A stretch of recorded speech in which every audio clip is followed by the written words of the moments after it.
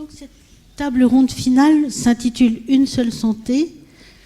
Tout faire pour fédérer et amplifier les compétences des institutions œuvrant en santé-environnement. Alors, la SFSE, c'est une société savante, pas comme les autres. On dit souvent que dans une société de cardiologie, il n'y a que des cardiologues, de neurologie, il n'y a que des neurologues. Et nous sommes une société savante un peu différente parce que nous incluons toutes sortes de professionnels. À ce titre, nous œuvrons au décloisonnement, c'est un peu un mot-clé de ce congrès, entre les différentes structures qui affichent un intérêt pour la santé-environnement. Par ailleurs, pour ce qui est du thème qui nous occupe cette année, la SFSE est membre de l'Alliance Santé-Biodiversité, ce qui fait qu'elle s'ouvre aux problématiques plus larges du concept « une seule santé » qu'on ne vous fera pas l'injure de détailler ici.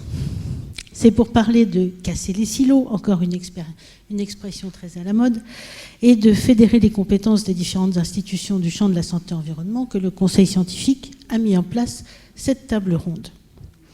Alors, je n'ai aucun mérite dans la composition de cette table ronde, mais en la préparant, je dois dire que j'ai trouvé que le choix des personnes était extrêmement judicieux. Je dis vraiment pas ça pour leur faire des compliments, mais vraiment pas, c'est très sincère, et que ça permettait d'aborder la question d'une façon éminemment interdisciplinaire avec des plus grandes chances de succès. Alors je vais vous présenter ces intervenants sans tarder. Je commencerai par Anne-Cécile Violent, qui est donc députée de la 5e circonscription de Haute-Savoie, secrétaire de la Commission du développement durable et de l'aménagement du territoire à l'Assemblée nationale, et elle a été nommée en mars 2023 par les ministres Christophe Béchu et Agnès Firmin-Lebaudot pour être présidente du groupe Santé-Environnement et ainsi suivre les actions et objectifs du PNSE 4 2021-2025. Ensuite, nous aurons une intervention de Patrick Giraudoux, qui est professeur émérite d'écologie et qui a depuis une trentaine d'années engagé des recherches touchant aux questions d'écologie de la faune sauvage et de santé en Europe, en Asie et en Afrique. Il a créé et dirigé plusieurs masters pluridisciplinaires et des unités de recherche au CNRS, à l'INRA, ainsi que la zone atelier Arc Jurassien. Il est membre de l'Institut universitaire de France, de l'Académie vétérinaire de France, du COVARS et participe comme lead auteur à l'évaluation Nexus en cours à l'IPBES, que là encore je vais quand même le rappeler que c'est le GIEC de la biodiversité. Nous aurons ensuite Véronique Garnier, médecin, élue à Croissy-sur-Seine, en charge de la santé globale, de la prévention des risques sanitaires et de la communication, référente de la Commission Santé et Solidarité de l'Association des maires d'Île-de-France, première vice-présidente de l'association Élus Santé publique et Territoire. Elle a récemment été nommée coprésidente du comité d'animation des territoires, instance du groupe Santé-Environnement, qui réunit des associations, notamment d'élus, des collectivités, ainsi que des représentants de l'État et de ses opérateurs.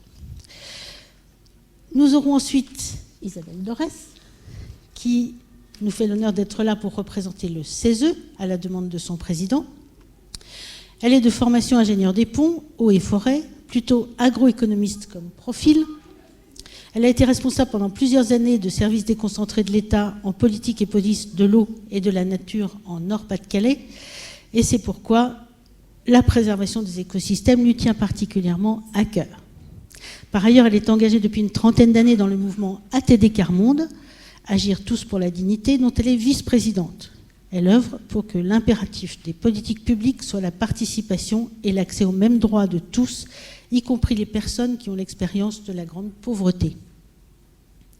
C'est au titre de cet engagement qu'elle a été proposée pour être conseillère au CESE et elle siège dans le groupe Association pour le collectif Alerte, collectif d'associations de lutte j'arrive, contre les exclusions. Le CESE a été réformé en 2021 pour cette nouvelle mandature et en plus de la représentation de la société civile, c'est aussi la chambre de participation citoyenne sous différentes formes. Au CESE, elle siège dans les commissions éducation, culture et communication, affaires sociales et santé. Et pour cette commission, elle a été co-rapporteure avec Agnès Poplin de FNE d'un rapport qui s'intitule « Pour une politique nationale santé-environnement au cœur des territoires ». Et ça a été l'occasion pour elle de rencontrer l'Alliance Santé Biodiversité. Enfin, Lionel Moulin, adjoint au chef de service recherche et innovation du Commissariat général au développement durable. Alors, c'est un chimiste de la pollution dans le domaine de l'eau. Il a travaillé en service opérationnel pour la gestion des risques naturels et occupé plusieurs postes visant à développer les connaissances et l'expertise en appui aux politiques de l'environnement. Il est actuellement donc adjoint au chef de service de la recherche et de l'innovation du ministère de la Transition écologique et de la cohésion des territoires. Ce service fait partie du CGTD et il a un positionnement transversal. Il intervient notamment dans le dialogue environnemental à travers le Conseil national de la transition écologique. Il produit de l'information statistique. Il est administrateur ministériel des données. Il produit des études et analyses économiques. Il coordonne les choix stratégiques du ministère en référence aux objectifs de développement durable et participe aux orientations de la recherche et à sa programmation. Enfin, il assure la tutelle de plusieurs organismes. Il soutient l'innovation et partie prenante dans le développement des compétences scientifiques et techniques. Alors, après cette longue présentation, mais qui, je pense, était importante, je vais poser une question à chacun d'entre vous et je vous demanderai d'y répondre en 10 minutes maximum dans un premier temps, et ensuite d'avoir un dialogue entre vous avant de donner la parole à la salle. Et je commencerai donc par Madame Violent, Madame la députée Violent, et je lui poserai la question suivante. Votre rôle de présidente du GSE vous donne un point d'observation privilégié. Et sans en dresser la liste, j'aimerais que vous fassiez un tour de ces institutions œuvrant en santé-environnement et que vous nous indiquiez votre idée sur comment intégrer de la souplesse et de la réactivité et comment mettre en œuvre le concept d'une seule santé. Merci. Merci, bonjour à tous. Merci tout d'abord pour votre invitation. C'est un vrai plaisir et un vrai honneur d'être à vos côtés aujourd'hui. Alors, effectivement, le GSE existe déjà depuis 2009. Le groupe Santé-Environnement, c'est un groupe qui a été créé à l'Assemblée nationale, mais qui dépasse largement les frontières de l'Assemblée nationale, puisqu'il réunit plusieurs acteurs sur lesquels je vais revenir. Sa principale vocation, il a été créé pour cela, pour suivre la mise en œuvre des plans nationaux santé-environnement, donc à partir du 4e en fait. Et donc là, on est, enfin même avant, mais en fait là, on est sur le 4e. Oui, on est sur le 4e, et donc c'est la mise en œuvre, le suivi de cette mise en œuvre. Alors, comment en fait tout cela est articulé ? Justement, à partir du moment où le plan national santé-environnement 4 est élaboré, en fait, le groupe santé-environnement est à chaque fois redéfini, reconstitué, si vous voulez, avec des groupes de travail et des groupes de suivi. Donc, en fait, on a 4 groupes de suivi qui vont travailler ensemble sur la question de ce suivi du plan national santé-environnement. Il y a un groupe de suivi qui va concerner plus spécifiquement la réduction des risques. Il y a un groupe de suivi qui va travailler sur la recherche et les données. On a aussi un groupe de suivi justement sur le One Health, une seule santé. Et il m'en manque un, prévention des risques, recherche, données. La formation, sensibilisation et information, effectivement. Et c'est vrai que, je fais juste cette petite précision de départ, ces 4 groupes sont organisés comme tels aujourd'hui parce que c'était dans le cadre du suivi du PNSE, mais je pense que dans la feuille de route que je vais vous décliner aussi, il y aura évidemment la préfiguration du plan national santé-environnement 5 et que le One Health va être certainement positionné différemment, puisque là on voit bien que ces 4 groupes de suivi qui travaillent évidemment en collaboration lors des plénières du groupe santé-environnement. Pour autant, on est quand même sur une position méta, évidemment, par rapport à tous ces enjeux. Et puis, effectivement, nous avons remis en route aussi, ce mois de septembre, le comité d'animation des territoires, qui, lui, est aussi un organisme qui accompagne ces groupes de suivi et qui va être sur, justement, le suivi de la mise en œuvre, alors d'une part des plans régionaux, et puis avec cette idée que finalement les acteurs locaux, les élus locaux sont vraiment les artisans de la mise en œuvre de nos politiques en termes de santé publique, Et qui de mieux justement que des élus pour pouvoir non seulement nous accompagner et co-présider ce comité d'animation des territoires. Et je remercie encore Véronique d'avoir accepté cette mission parce qu'elle est essentielle. Elle est essentielle dans justement aussi la question de la sensibilisation et de l'information de cette question de la santé-environnement. J'en ai fait le constat lorsque j'ai été nommée effectivement par les ministres à la présidence de ce groupe, lorsque j'interroge mes collègues députés ou lorsque je fais des sondages auprès des élus locaux. La santé-environnement, ça parle, mais dans quelque chose d'assez imprécis. Et puis quand on arrive sur une seule santé, c'est encore plus imprécis que ça. Donc il y a un vrai déficit, je pense, de communication, de sensibilisation, même si, bien sûr, il y a un travail considérable qui a été fait jusqu'à maintenant. Et je crois que c'était sans doute aussi lié à un manque de structuration de ce groupe santé-environnement qui n'est pas forcément très connu et qui pourtant a en son cœur des gens extraordinaires et qui travaillent au quotidien. Et j'en viens justement à cette liste des membres. Alors je ne vais pas vous énumérer les 150 voire 200 membres qui le constituent. En revanche, nous avons établi un règlement intérieur justement qui a permis d'organiser chacun des membres autour de différents collèges. Donc c'est les collèges notamment des représentants des collectivités territoriales, c'est les collèges des représentants des associations environnementales et des consommateurs, ce sont les représentants des acteurs économiques, ce sont aussi les représentants alors, de l'État évidemment et de ses opérateurs, et puis les acteurs de la santé humaine, animale et des écosystèmes, ainsi que les personnes qualifiées. Donc voilà, c'est tous les collèges qui constituent le groupe santé-environnement et qui permettra justement de pouvoir avoir accès à tout cela sera public, la liste sera publique sur les sites des ministères. Les ministres, lorsqu'ils me nomment présidente, me donnent évidemment une lettre de mission et me demandent justement une feuille de route qui a été justement travaillée aussi avec les coprésidents de chacun des groupes de suivi. Et il y a eu une vraie volonté justement de travailler sur une seule santé. C'est-à-dire que la feuille de route est constituée en 3 axes. Le premier axe, c'est vraiment contribuer aux orientations et au suivi des politiques publiques en matière de santé-environnement, avec un vrai focus de prendre en compte l'exposome et notamment selon l'approche une seule santé. Ça, c'est vraiment le premier axe et ça montre à quel point on a effectivement cette volonté de vouloir mettre une seule santé au cœur de nos politiques publiques. Le deuxième axe, on est sur justement une meilleure information, diffusion de tous les travaux qui sont faits par les différents groupes, encore une fois, de suivi et de travail de ce groupe. Et puis un autre axe qui cette fois-ci est plus, mais c'est important de le mettre dans la feuille de route, sur la qualité des échanges et notamment une charte de déontologie et d'éthique qui accompagne on va dire la teneur des débats qu'il peut y avoir au sein des différents groupes.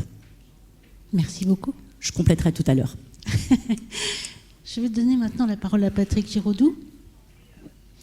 Alors vous êtes membre du COVARS et vous pourriez peut-être nous éclairer sur les stratégies qui assurent la transversalité de ces avis et là où cette transversalité est nécessaire, notamment dans le contexte pluridisciplinaire qu'impose le cadre une seule santé.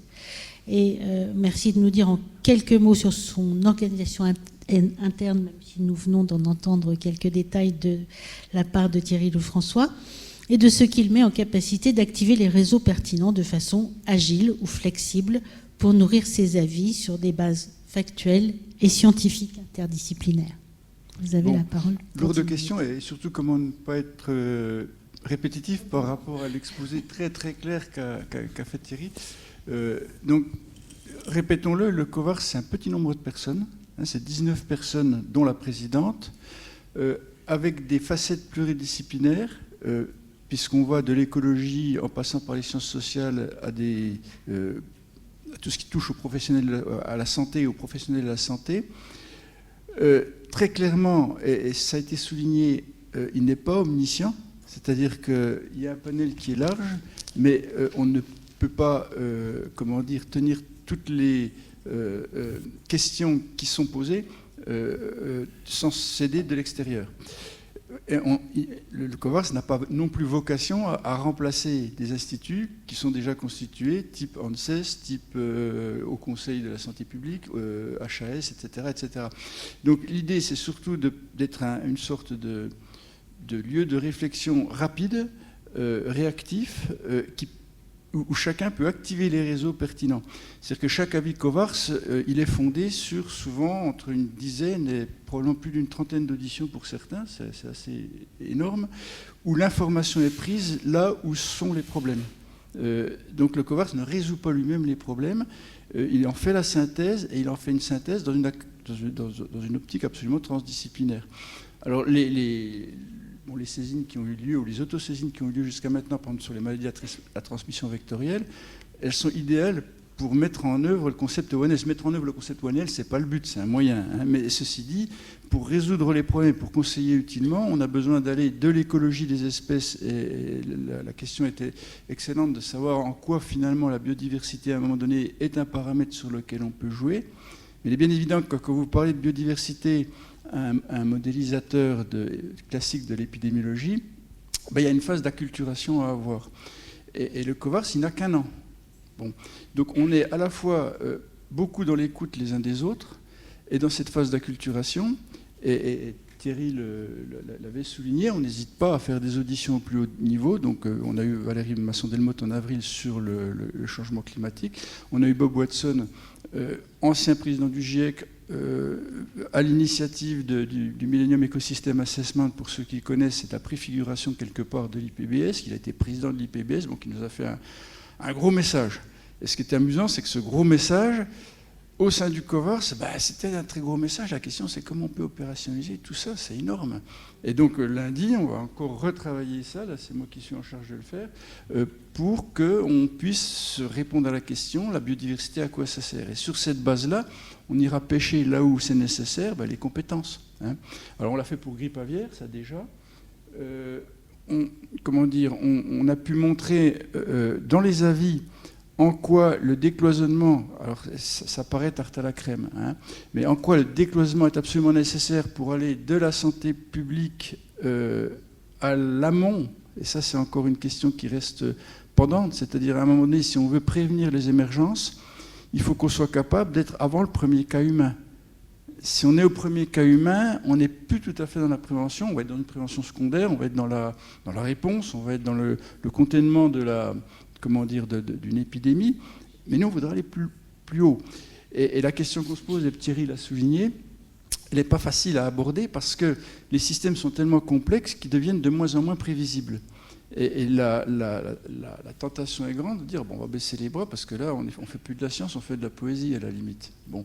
Et quelque part, il faut qu'on arrive à ne pas se décourager par rapport à ça et à donner des avis qui aillent quand même un peu plus loin que ce qu'on entend à la radio. Si on dit le réchauffement climatique, ça va nous apporter des choses qui sont très graves, je pense que là, c'est pas digne d'une assemblée telle que le COVARS. Donc il faut encore qu'on identifie à un moment ou à un autre la plus-value, et Thierry l'a bien souligné, que peut apporter le COVARS sur tel ou tel point. Effondrement de la biodiversité, on est d'accord, réchauffement climatique, mais c'est combiné.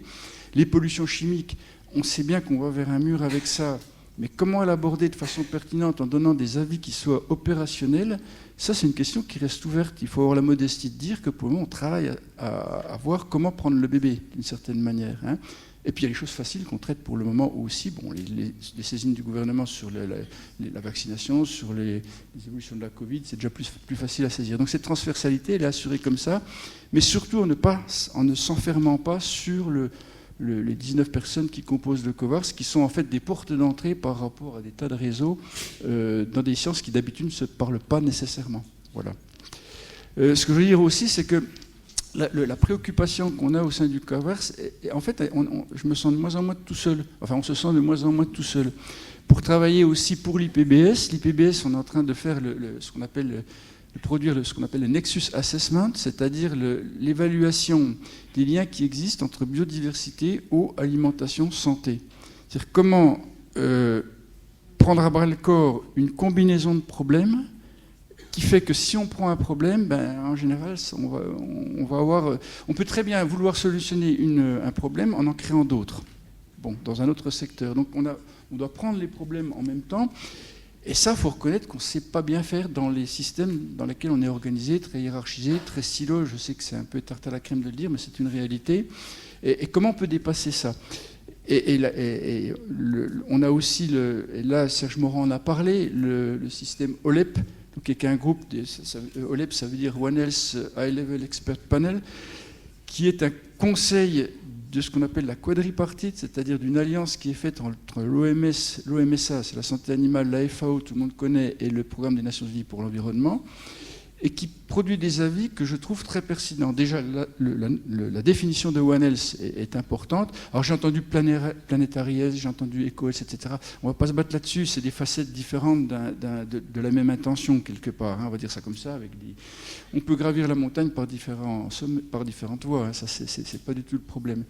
Mais du coup, on a une définition qui est à peu près claire, qui est une définition de rééquilibrage entre les différentes santé. On sent bien que quelque part, on sera obligé de faire des compromis, qu'on ne pourra pas tout faire prévaloir.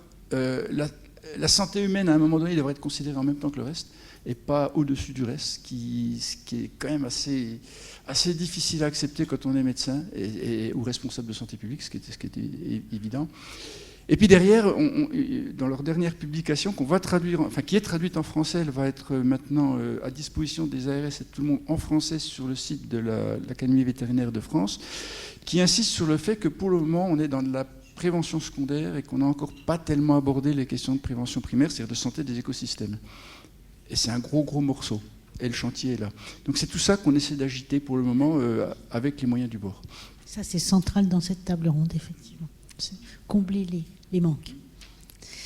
Je vais donner la parole à Véronique Garnier. Et vous représentez les élus dans cette table ronde. Est-ce que vous pouvez nous parler de la nécessité de les former ? On a beaucoup parlé, mais je crois que c'est important vraiment. Et des leviers d'action qu'ils ont à leur disposition. Merci beaucoup, Elisabeth. Vous m'entendez bien ? Oui.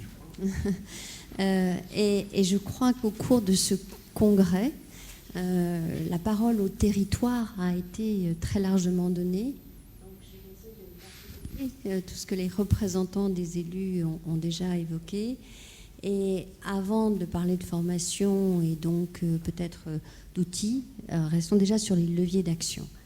Et il n'est pas agréable de démarrer quand même par le fait qu'un certain nombre de collectivités locales ne sont pas du tout au stade d'actionner des leviers pour s'engager en matière de santé-environnement. Et on n'est même pas à parler d'une seule santé, mais déjà de sensibiliser donc à ce concept qui est absolument fondamental aujourd'hui dans le cadre de la transition écologique.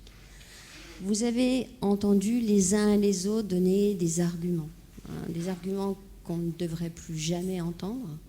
Et en tous les cas, on va, nous, les associations d'élus, les représentants du comité d'animation des territoires, les élus santé, batailler pour que plus aucun maire dise la santé, ce n'est pas une compétence municipale ou une compétence intercommunale. Nous savons, alors on a évoqué la clause générale de compétence, c'est pas si simple que ça. Cette clause qu'on vous a rappelée en disant que les maires peuvent prendre des actions dans l'intérêt local, mais dès l'instant où ça n'empiète pas sur les compétences portées par la loi, portées par l'État à travers la loi ou par d'autres collectivités locales. Et en la matière, l'État a été pendant de nombreuses années, la santé, c'est l'État. La stratégie doit rester au niveau de l'État, bien évidemment. Mais aujourd'hui, cette démarche de territorialisation que l'on sent poindre, alors sur de nombreux sujets, mais le sujet santé-environnement est un vrai sujet de territorialisation sur lequel qu'il faut absolument accompagner, encadrer et qu'il faut bien sûr faciliter. Un autre argument que nous n'avons peut-être pas beaucoup évoqué, ou en tous les cas pendant que j'étais présente au congrès, c'est le financement.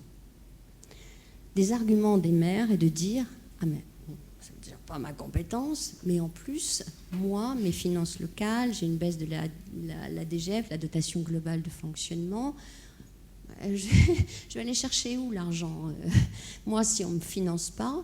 Et donc, on a ce problème de financement et de réflexion par rapport à intégrer dans la territorialisation. Aujourd'hui, dans le cadre notamment de la transition écologique, il y a des recherches de financement. Alors, le fonds vert, je vous assure, ça n'est pas la panacée parce que tout le monde va sur le fonds vert. Donc, il y a un certain nombre de communes qui sont déçues parce qu'elles n'ont pas gagné les financements. Mais il y a plein d'autres financements. Et aujourd'hui, on va chercher des financements partout.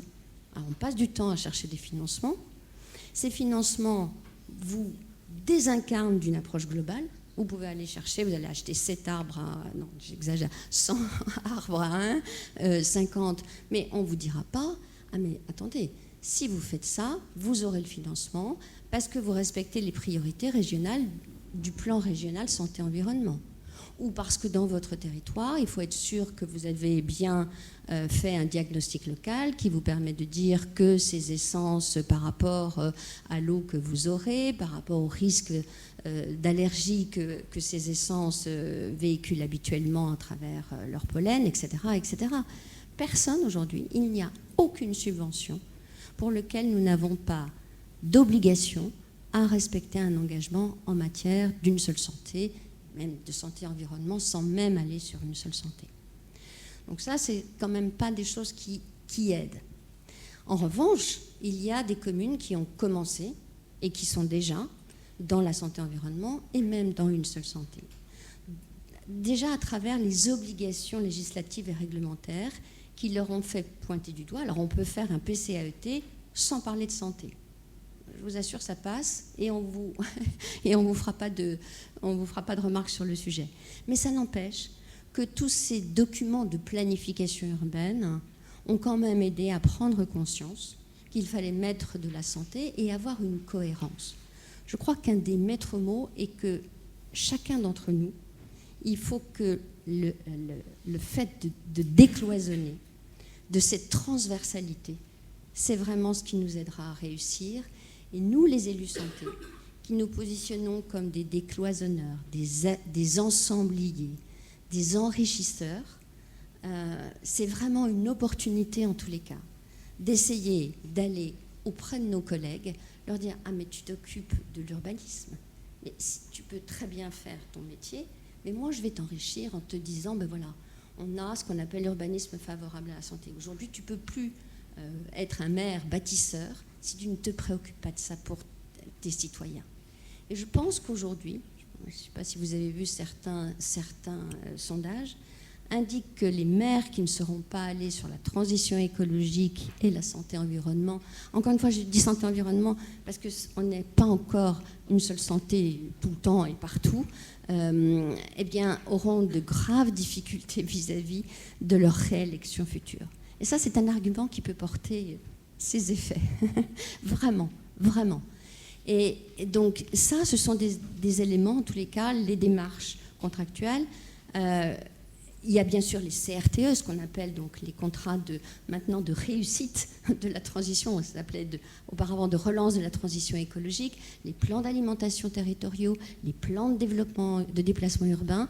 Tous ces éléments qui sont législatifs ou réglementaires peuvent aider, en tous les cas, les élus, enfin les maires, à rentrer aussi en ayant un abord en matière de santé-environnement.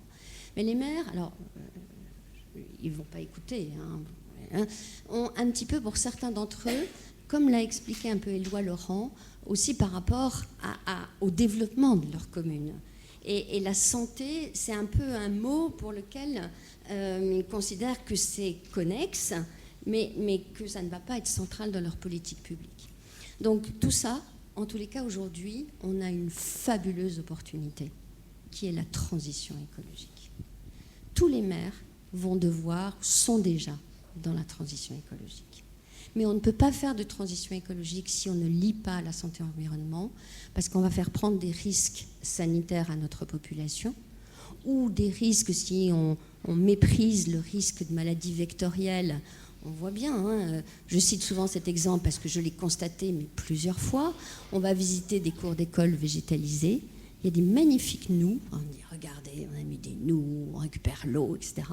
Mais qui sont tellement mal faites. Elles sont énormes, l'eau stagne, donc ce qui est magnifique pour les larves de moustiques.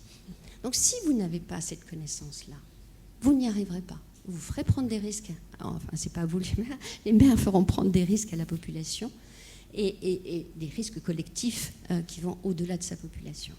Donc on ne peut pas, sur des priorités, c'est pour ça qu'il est très important, quand on a des priorités régionales dans un PRSE, que ça doit diffuser, ça doit infuser, ça doit être... parce que sinon, comment les maires ont accès à un PRSE? Comment? Ben, c'est pas si simple que ça. On a du travail, n'est-ce pas Anne-Cécile? Donc ces éléments, aujourd'hui, en tous les cas, il faut qu'on ait un portage politique. On ne peut pas uniquement compter sur la bonne volonté des gens les plus engagés, qui ont un certain nombre de connaissances. Il faut aller plus loin. C'est-à-dire qu'on ne peut pas aujourd'hui continuer à favoriser des subventions, par exemple le fonds vert, si il n'y a pas une clause de conditionnalité au respect des priorités régionales, au moins les plus importantes. Charge à nous, en effet, d'être certains que les priorités régionales les plus importantes pour éviter un certain nombre de maladies émergentes, en tous les cas, soient respectées. Donc ça, je pense que c'est, en tous les cas, il y a une responsabilité politique aujourd'hui, parce qu'il faut aller plus loin que simplement rester sur des recommandations ou avoir des plaidoyers qui font venir, quand nous, les associations d'élus, on organise tout un tas de manifestations, des webinaires, des journées nationales d'études, des colloques, comme fait la SFSE, mais ça intéresse néanmoins les gens qui sont déjà sensibilisés. Donc par rapport à la formation, c'est un vaste sujet. Par essence, un élu n'aime pas se former. Il n'aime pas se former. Parce qu'il est légitime dans son engagement. Il a été élu. Donc il a été élu sur ses compétences, sur ce qu'il peut apporter à la commune, sur sa cohérence politique avec le maire, etc., etc. Pourquoi aller se former? C'est pas naturel. Ça n'est pas naturel. Et puis aujourd'hui, quand vous voyez sur plein de sujets, il faudrait se former sur les violences faites aux femmes, se former sur la petite enfance, se former sur la transition écologique, se former sur la sécurité. À un moment, c'est pas possible non plus. Donc il faut trouver tous les moyens possibles, parce que tout le monde ne répond pas à la même chose. Les agents territoriaux sont une des clés de voûte. Mais il ne faut pas les former, les services techniques, à faire que du service de l'entretien des végétaux. Il faut qu'ils aient, et le CNFPT qui est parti dans ce parcours en santé-environnement, c'est extrêmement pertinent. Il faut que quand je vais végétaliser une cour d'école, à quoi je dois faire attention. Donc tout ça, ce sont des éléments extrêmement forts. Et puis les élus, c'est en fonction de ce qu'ils vont aimer. Encore une fois, les associations d'élus, au-delà des instances de démocratie sanitaire, ont un rôle extrêmement important à jouer. Voilà, donc déjà quelques éléments. J'ai peut-être été un petit peu longue. Merci beaucoup. Je vais maintenant donner la parole à Isabelle Dorès. En votre qualité de membre du CESE, merci de nous faire partager votre vision du rôle de l'ensemble des organisations de la société civile et plus particulièrement des associations pour le maillage du territoire et la cohérence des actions dans le domaine d'une seule santé. Alors vous pouvez aussi aborder la participation citoyenne plus globalement avec le souci de la participation des plus précaires. Merci beaucoup. Ça fait beaucoup de sujets, donc Elisabeth, n'hésitez pas à m'interrompre si je suis vraiment trop longue. En tout cas, merci d'avoir pensé à associer le CESE à cette table ronde.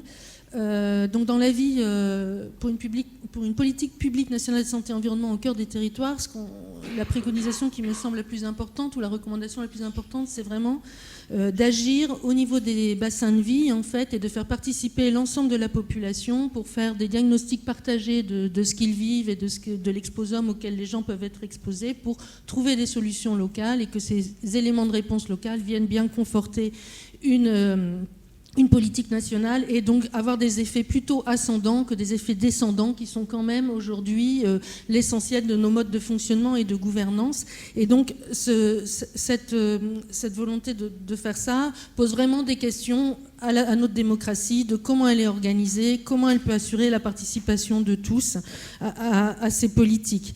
On ne peut plus se permettre, avec les défis qui sont aujourd'hui, de se contenter d'élus et d'experts qui s'associent pour proposer des solutions et qui les font descendre. Et donc il y a un enjeu démocratique très très fort sur ce sujet. Et si on traite encore de façon cloisonnée et à la marge des choses comme les inégalités sociales qui s'aggravent, l'intensification de la pauvreté et les défis climatiques, santé, environnement et écologiques, on va pas retrouver la confiance des citoyens dans la gouvernance de notre pays. Et en particulier, je pense aux populations les plus jeunes de notre société. Alors, le CESE, il a sans doute un rôle à jouer là-dedans, parce que donc le CESE, c'est d'abord la 3e Assemblée constitutionnelle. Je prends le temps de préciser un peu parce que je pense que beaucoup de gens ne connaissent pas le CESE. Donc voilà. Donc c'est une assemblée qui rassemble la société civile organisée. Donc vous avez 175 conseillers qui représentent 80 organisations de la société. Donc beaucoup les syndicats, les représentants les syndicats salariés, les représentants des employeurs, le monde agricole, les associations de cohésion sociale, les associations de lutte pour l'environnement, etc. Donc c'est ce que notre président Thierry Baudet appelle la société agissante, parce qu'en fait vous avez des citoyens qui ne sont pas là par le vote, voilà, qui n'ont pas été élus, mais qui sont là au titre de leur engagement quotidien en fait, auprès des territoires, localement, auprès des gens avec qui ils travaillent, et qui sont un peu un pouls de la société en fait, qui permet de dire ce que vit la société, ce qu'elle veut et se prétend. Donc on a un peu avec le CESE une chance de démocratie continue en fait, qui peut complètement compléter la démocratie représentative que sont nos élus. Et donc c'est important. Alors quelquefois, donc, pas grand monde ne connaît le CESE, mais c'est pas parce qu'il y a un défaut de notoriété que c'est inutile. Donc et c'est peut-être plutôt parce que justement, c'est quelle marge de manœuvre et quelle redevabilité on a par rapport à ce travail-là. Si on met en avant que ce travail-là est intéressant, dans ce cas-là, il aura sans doute plus de notoriété. Alors il y a eu, le CESE a été quand même, il peut être utile aussi. Moi, je suis d'ATD Quart Monde, et donc pour ATD Quart Monde, mon organisation, le CESE c'est quelque chose de très important parce que grâce au CESE, on a réussi à ce que les plus pauvres aient un moment dans notre histoire démocratique une place dans la société, une représentation. Donc notre fondateur est rentré en 79 au CESE. Il a fait un rapport qui s'appelait Grande pauvreté et précarité sociale et qui a permis de retenir une définition de la pauvreté au niveau international qui aujourd'hui est reconnue, qui a donné en France naissance au RMI et à une loi en 98 qui était une loi globale de lutte contre les exclusions. Voilà, donc c'est le résultat de ce rapport au CESE. Et donc nous, on a eu l'impression de pouvoir faire entendre en fait la voix de ceux qu'on n'entend jamais dans notre société par le CESE. Et donc c'est pour ça que c'est important. Et il y a d'autres sujets sur lesquels le CESE a contribué fort, en fait, à traduire des choses qui se passent dans la société, à donner des éléments, à poser un débat qui permet après de mûrir des choses et qui permet après aux élus donc de légiférer et de retourner vers la population avec des choses qui seront beaucoup plus acceptables parce qu'elles ont été travaillées dans une instance et dans d'autres modes de participation. Donc ces organisations de la société civile, aujourd'hui, elles ont quand même du mal à vivre, elles sont assez peu reconnues, alors que c'est vraiment le poumon des territoires et qu'en fait, il y a plein d'initiatives locales qui sont fédérées ou organisées par... il y a des citoyens qui s'organisent et qui, justement, forment des organisations dont l'association peut être une forme, mais dont d'autres formes existent. Et donc, ces associations-là, elles ont vraiment besoin du soutien de l'État. C'est comme ça qu'on arrivera à fédérer des belles initiatives locales et à en faire des choses qui peuvent avoir un poids et qui peuvent vraiment amener une transformation. Et donc ce rôle-là, au niveau territorial, il est essentiel. Or, aujourd'hui, le soutien, il est quand même très faible. Il décroît même. De plus en plus, on demande des choses aux associations, aux organisations, en termes de rendu, etc. Le financement, vous parlez beaucoup du financement, mais pour les associations et les organisations de la société civile, le financement devient vraiment un problème. Aujourd'hui, on ne peut que répondre à des appels à projets. Avant, les associations étaient souvent financées sur du fonctionnement environnement, et en fait elles avaient des initiatives qui étaient financées et qui du coup venaient du territoire, des initiatives construites. Aujourd'hui, elles doivent répondre à des appels à projets qui définissent déjà ce qu'elles doivent faire. Donc ça laisse peu de place à l'initiative. Donc comment on retrouve l'initiative des territoires et comment on la soutient, comment on la fédère. Voilà, je pense que c'est un rôle très important. Alors pour revenir un petit peu sur ATD Quart Monde aussi, donc mon mouvement se bat vraiment pour que les gens les plus pauvres de notre société, qui n'existent même pas dans les statistiques, qui sont même pas, enfin voilà, dont on ne prend pas le temps de connaître, qu'on invisibilise de plus en plus et qu'on stigmatise de plus en plus. Les dernières lois qui sont sorties sont très stigmatisantes pour les plus pauvres. Je pense à la loi travail, à la loi Casbarian-Berger, etc. Enfin bon, c'est pas une tribune ici pour ça, mais voilà. En tout cas, ce que nous, on pense, c'est que vraiment, les personnes les plus pauvres ont beaucoup à nous apprendre et elles doivent être à tout prix associées au débat démocratique. Ça repose sur le fait que d'abord, il n'y a pas de fatalité de la misère. La misère, en fait, c'est une violation des droits humains et c'est une construction sociétale. Et donc, si c'est la société qui a construit, la société peut détruire. Peut reconstruire, pardon. Et c'est pareil, c'est pareil pour l'environnement. Si la société détruit l'environnement, c'est qu'elle peut reconstruire et elle peut inventer autre chose. Donc on peut faire le parallèle entre domination de la nature, domination des hommes, et voilà, et on a un peu les mêmes raisonnements.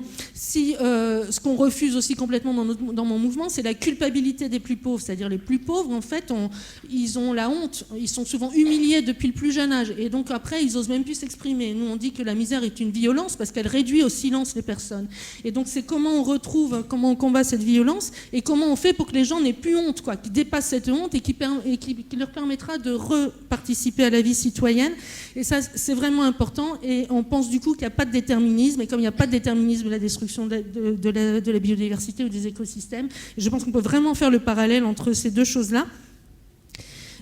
Sauf que les personnes pauvres ont moins de chances que le vivant globalement parce qu'en plus on les rend responsables de leur situation aujourd'hui. Donc voilà, donc c'est peut-être encore plus dur. Et le troisième refus qu'on a, c'est aussi le refus du gâchis humain.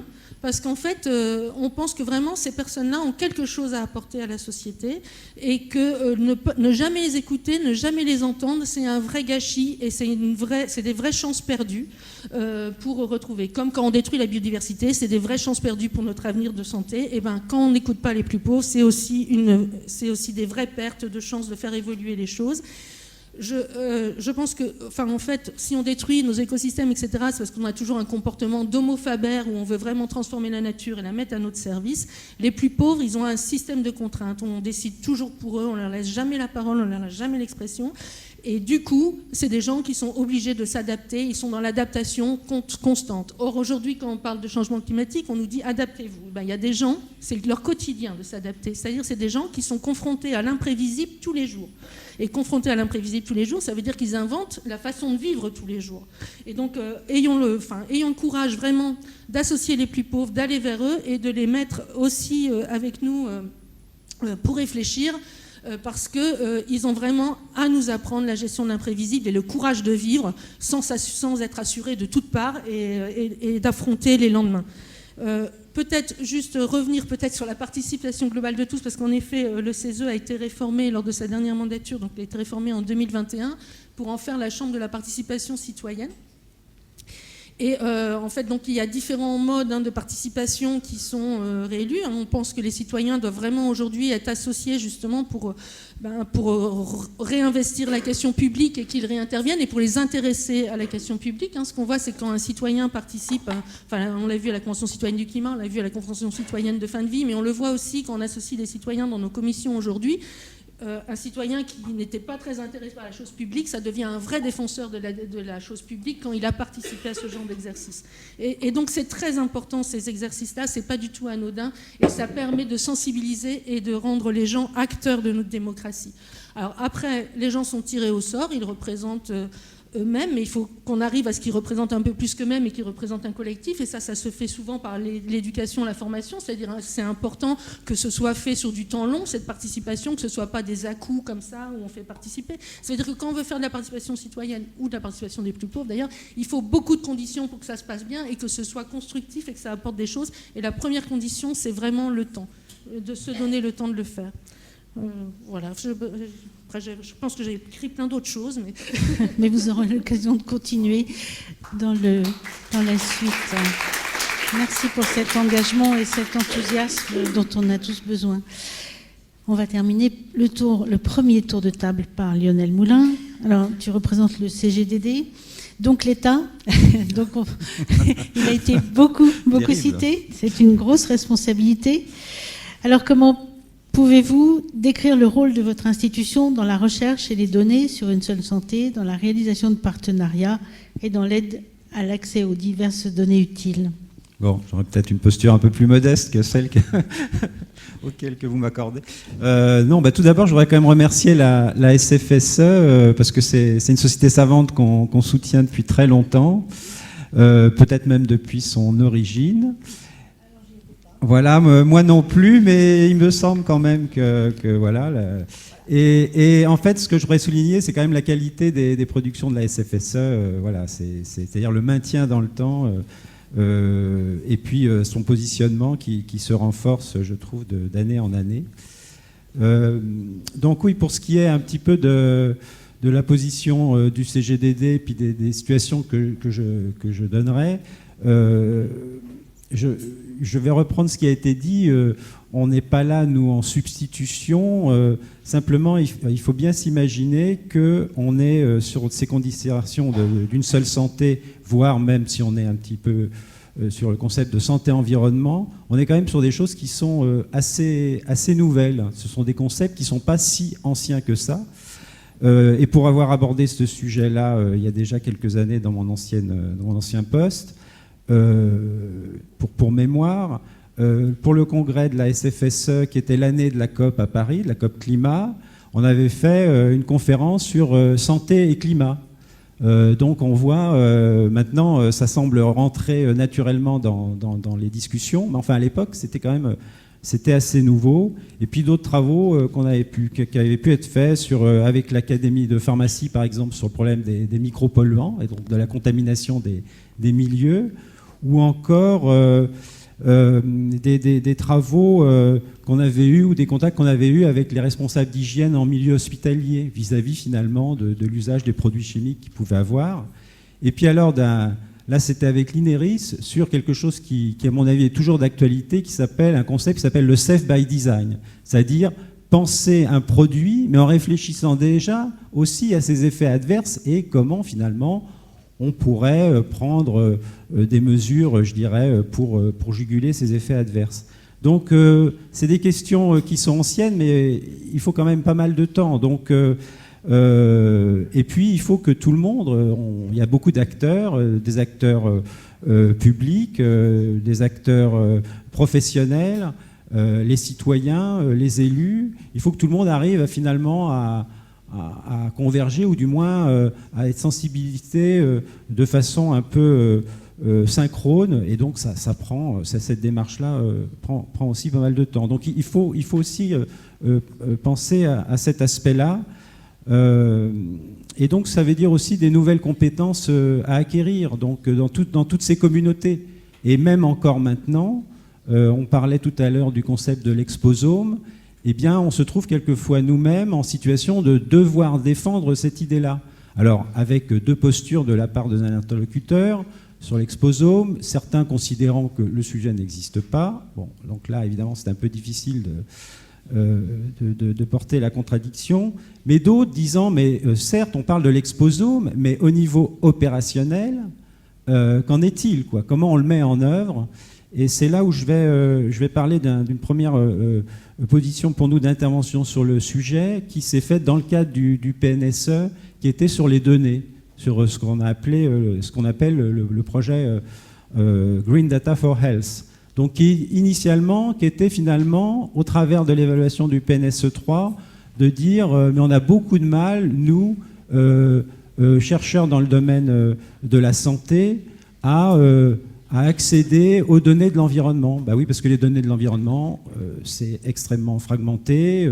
Il y a une grande diversité sur les bases de données accessibles, et donc qui souhaitait un travail sur ce thème-là, et qui paraissait aussi prioritaire pour avancer sur ce sujet, en l'occurrence de l'exposome. Et donc, d'où ce projet qui a été monté au sein d'un de nos services qui s'appelle l'Ecolab, donc qui est là pour effectivement monter des projets un peu émergents ou soutenir notamment sur les données. Ils ont un autre volet d'intervention qui est sur les green tech. Et donc, on aboutit maintenant, c'est une des mesures phares du PNSE 4, à quelque chose qui finalement a pris de l'ampleur, hein, puisque dans un premier temps, il y a eu un inventaire, et on a un inventaire assez complet des données disponibles dans le domaine environnemental qui puissent être utiles aux chercheurs dans le domaine de la santé. Mais on a ouvert un deuxième sujet qui était les conditions juridiques et qu'est-ce qu'on pouvait faire de ces données. Finalement, on s'est rendu compte que c'était un point clé. Hein. Mettre des données à disposition, c'est une chose, mais alors peut-être que dans le domaine de la santé, c'est quelque chose qui est assez connu depuis longtemps, mais en tout cas pour nos sujets à nous, ça l'est moins, parce qu'il faut aussi savoir qu'une donnée, elle est territoriale, voire elle est individuelle, y compris dans le domaine de l'environnement. Et donc, on ne peut pas se promener ou comment dire, sans finalement sécuriser les conditions de dévoilement de certaines informations. C'est un point important. Il y a aussi un point de vue individuel, un point de vue même territorial qui doit avoir, entre guillemets, droit au chapitre dans cette considération. Et puis, un autre aspect, c'était finalement l'animation d'une communauté. Et ça fait partie du volet un peu monté en compétences. C'est-à-dire que il a fallu aussi acculturer sur nos données environnementales nos interlocuteurs du milieu de la santé. Et donc finalement, on fait ça avec le Health Data Hub dans le cadre d'un partenariat qu'on a avec eux. Et puis des actions maintenant qui commencent à se multiplier. On a fait un challenge au printemps donc sur les données de santé qui ont rassemblé 150 personnes et avec derrière des productions aussi comme des webinaires qui sont aussi l'occasion de faire de la formation et d'autres, la formation de clubs aussi sur certaines problématiques. Donc c'est autant d'éléments pour que les acteurs montent en compétences. Et puis également un aspect qui dans la suite qui est apparu, c'est que le Green Data for Health, initialement c'était pour les chercheurs, mais petit à petit on voit bien que les récipiendaires de ces avancées-là vont aussi être beaucoup plus larges, hein. On va dire la société civile, voire les citoyens, quoi. Parce qu'au bout d'un moment, je veux dire, ça se sait, ça se voit, et donc on imagine bien que les choses vont peut-être évoluer. Ça, c'est un premier point, et d'ailleurs, dans ce cadre-là, vous parliez des collectivités territoriales. L'équipe qui est sur le Green Data for Health a participé à une formation, là, en octobre, de l'INET sur la santé au cœur des territoires, donc avec une intervention sur ces aspects de données, quelles sont les données disponibles. Ça s'adressait aux dirigeants et aux cadres de la fonction publique territoriale. Donc après, il faut espérer que ça va s'élargir, mais voilà, c'est un premier point également. Et puis une formation qui devrait s'ouvrir là au mois de novembre avec le Health Data Hub et le soutien de l'INERI sur justement la formation citoyenne sur ces aspects donnés, quoi. Parce que on lit des choses dans les médias, hein, tout à chacun, et donc pour quand même commencer à sensibiliser au fait que les associations un peu trop directes entre des problèmes de contamination ou d'état de l'environnement et des pathologies sont quand même pas si simples que ça, et que donc voilà, parce que le problème aussi de la diffusion de la donnée, c'est qu'est-ce qui va être en fait, ou est-ce qu'on va avoir des traductions un peu hâtives. Donc voilà, ça c'est un premier point que je tenais à signaler. Un deuxième point, et je dirais que là on est plutôt opportuniste, hein, il faut l'être sur des sujets comme ça. Donc on est sur ces aspects à la recherche. Alors donc nous on porte pour le ministère la contribution aux orientations nationales de la recherche. Ça se traduit en ce moment, beaucoup de financements sont faits dans le cadre donc, de France 2030, hein, et donc avec notamment un outil qui s'appelle les programmes et équipements prioritaires de recherche, donc les PEPR. Et donc on a pu effectivement intervenir sur des sujets, je pense qu'ici ça a peut-être été évoqué, mais le PEPR Présode, MIE, et on espère en avoir d'autres sur ces sujets santé-environnement. Donc ça reste important, et notamment d'amener là dans le questionnement ces aspects, je dirais, une seule santé. Bon, pour cela, évidemment, ils sont évidents, mais dans d'autres, ça coule moins de sources.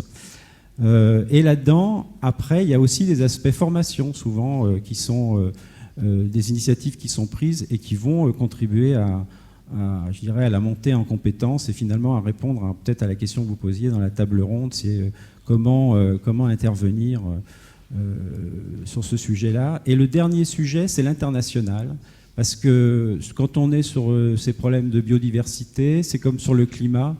Bien sûr, on doit avoir une action locale, mais on a aussi un regard, une action au niveau international.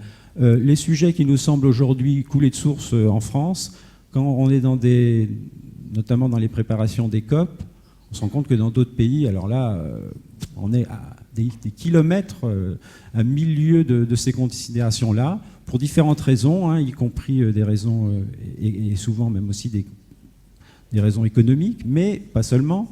Et donc, il faut aussi avancer à ce niveau-là.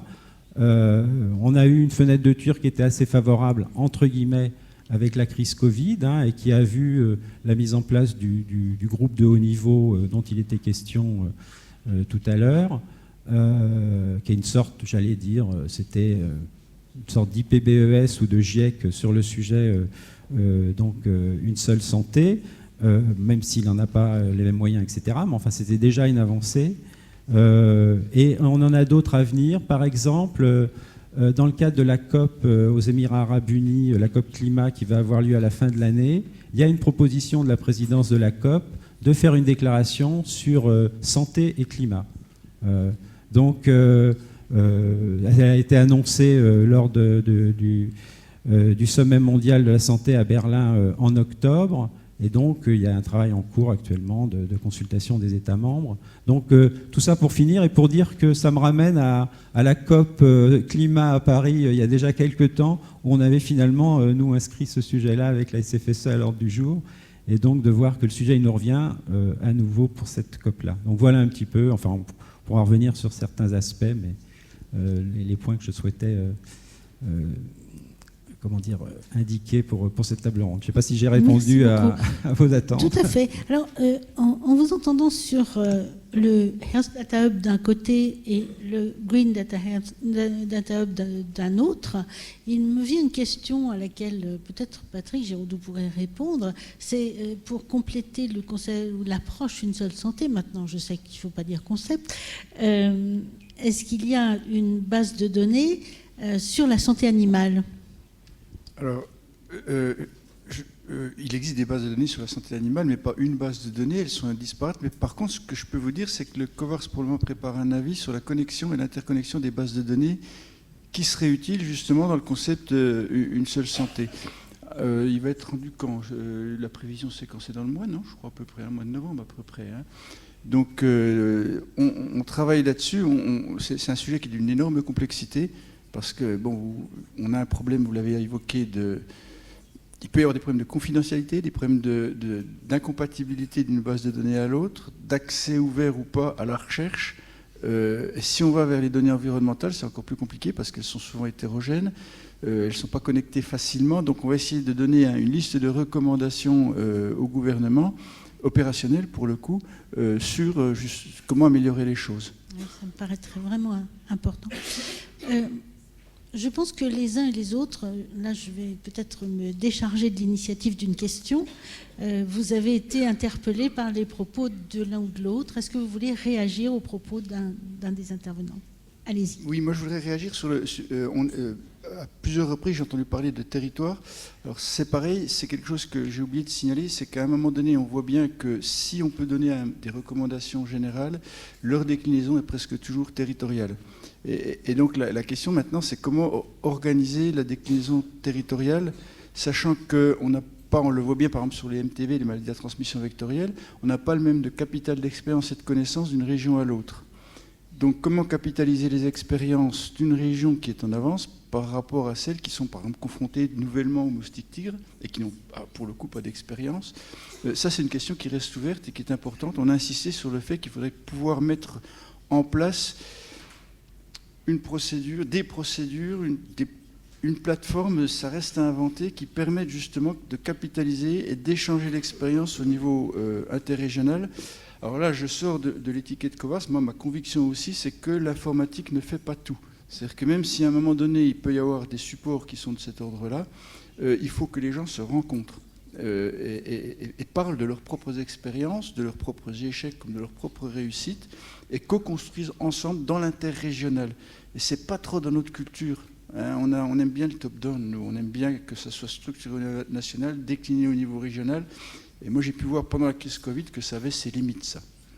Alors, je crois que ce point-là a été traité dans le cadre du PNSE 3 et que le CEREMA en particulier a été chargé, peut-être, Madame Violent, vous pouvez en dire un mot pour répondre à Patrick Giraudoux.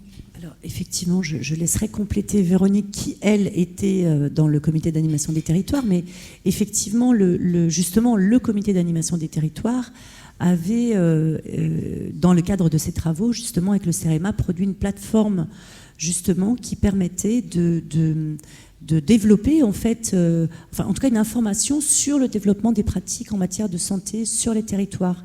Donc, mais je crois qu'il y a une double demande dans ce que dit Patrick, c'est-à-dire qu'une plateforme où effectivement on puisse être informé, mais aussi où on puisse déposer, et c'est le cas, hein, les initiatives, et qu'il puisse y avoir un effet comme ça, boule de neige.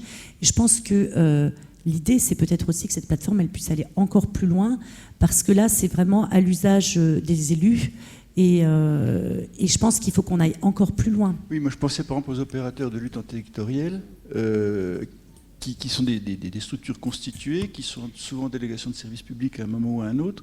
Ils ont besoin d'échanger entre eux. Et ce n'est pas forcément très facile pour eux de le faire. Comment on pourrait faciliter ça? C'est une question qui reste ouverte, mais qui est à mon avis, importante pour le succès de la lutte anti-électorale. Oui, je pense que c'est en tous les cas un très bon point. Et du côté des collectivités locales et du côté en effet du CAT, donc juste pour revenir en effet, Elisabeth, initiative du PRSE 3 avec cette plateforme Mon territoire engagé pour mon environnement, ma santé, où il doit y avoir près de 150 initiatives locales qui sont partagées. Donc, qui sont vraiment inspirantes, en tous les cas, pour les territoires, les collectivités qui veulent commencer à faire quelque chose. À chaque fois, ça doit aussi, comme aussi pour faire référence à ce que tu évoquais, Patrick, c'est que on ne peut pas prendre non plus toujours les mêmes actions dans tous les territoires. Encore une fois, il y a des données, c'est l'accès aux données, ça devient très compliqué. Il faut quand même... Et donc, pour des gens qui déjà ne sont pas convaincus, si en plus, ils ne peuvent rien faire sans avoir accès à de l'ingénierie, à savoir quelle méthode utiliser pour mettre en place... Donc, c'est vraiment agir local pour penser global en agissant local. Et ça, c'est quand même... Ça devient très compliqué. Donc, il y a la robustesse des données, Lionel. Il y a l'accès aux données, mais il y a l'interprétation des données. Et on peut, je vois bien ce que j'évoquais hier avec beaucoup de start-up aussi qui frappent à la porte des collectivités locales en disant voilà, on va vous mettre des capteurs, vous allez voir, vous allez pouvoir communiquer à votre population sur la qualité de l'air extérieur, sur la qualité de l'air intérieur, vous allez faire des chantiers, vous allez pouvoir montrer que vous n'avez pas dégradé la qualité de l'air extérieur. Sauf que vous n'avez pas d'interprétation sur tous les éléments qui peuvent justifier qu'à un moment, votre qualité de l'air s'est dégradée. Vous allez donner aussi à votre population, c'est certes transparent, mais votre population va dire « Qu'est-ce que vous faites pour améliorer la qualité de l'air extérieur ? Là, vous voyez, ça s'est dégradé, puis vous ne faites rien. » Donc la transparence, l'accès aux données, je ne parle même pas de la confidentialité, comme vous l'avez dit, ça pose aussi un vrai problème. Donc, dans une des recommandations, je pense aussi du côté... On voit beaucoup d'initiatives aussi de la part des opérateurs de l'État, et ce n'est pas toujours facile de s'y retrouver. Je crois qu'aujourd'hui, en matière de transition écologique, santé, environnement, c'est un petit peu les deux qu'on lit maintenant, il y a un petit peu de non-simplicité dans la compréhension de qui fait quoi par rapport à tous ces sujets. Et ça, je pense encore une fois, du côté du gouvernement, qu'il est important peut-être de clarifier au sein des opérateurs d'État de savoir ce que fait un CEREMA, ce que fait l'ADEME, ce que fait l'ANSES, ce que fait la Santé publique France, comment, en tous les cas, du côté des collectivités, le Green Data for Health, ça ne va pas résoudre les choses, mais c'est une fabuleuse initiative. Mais encore une fois, de là où on se place, les besoins sont différents. Et tout le monde n'est pas au même niveau.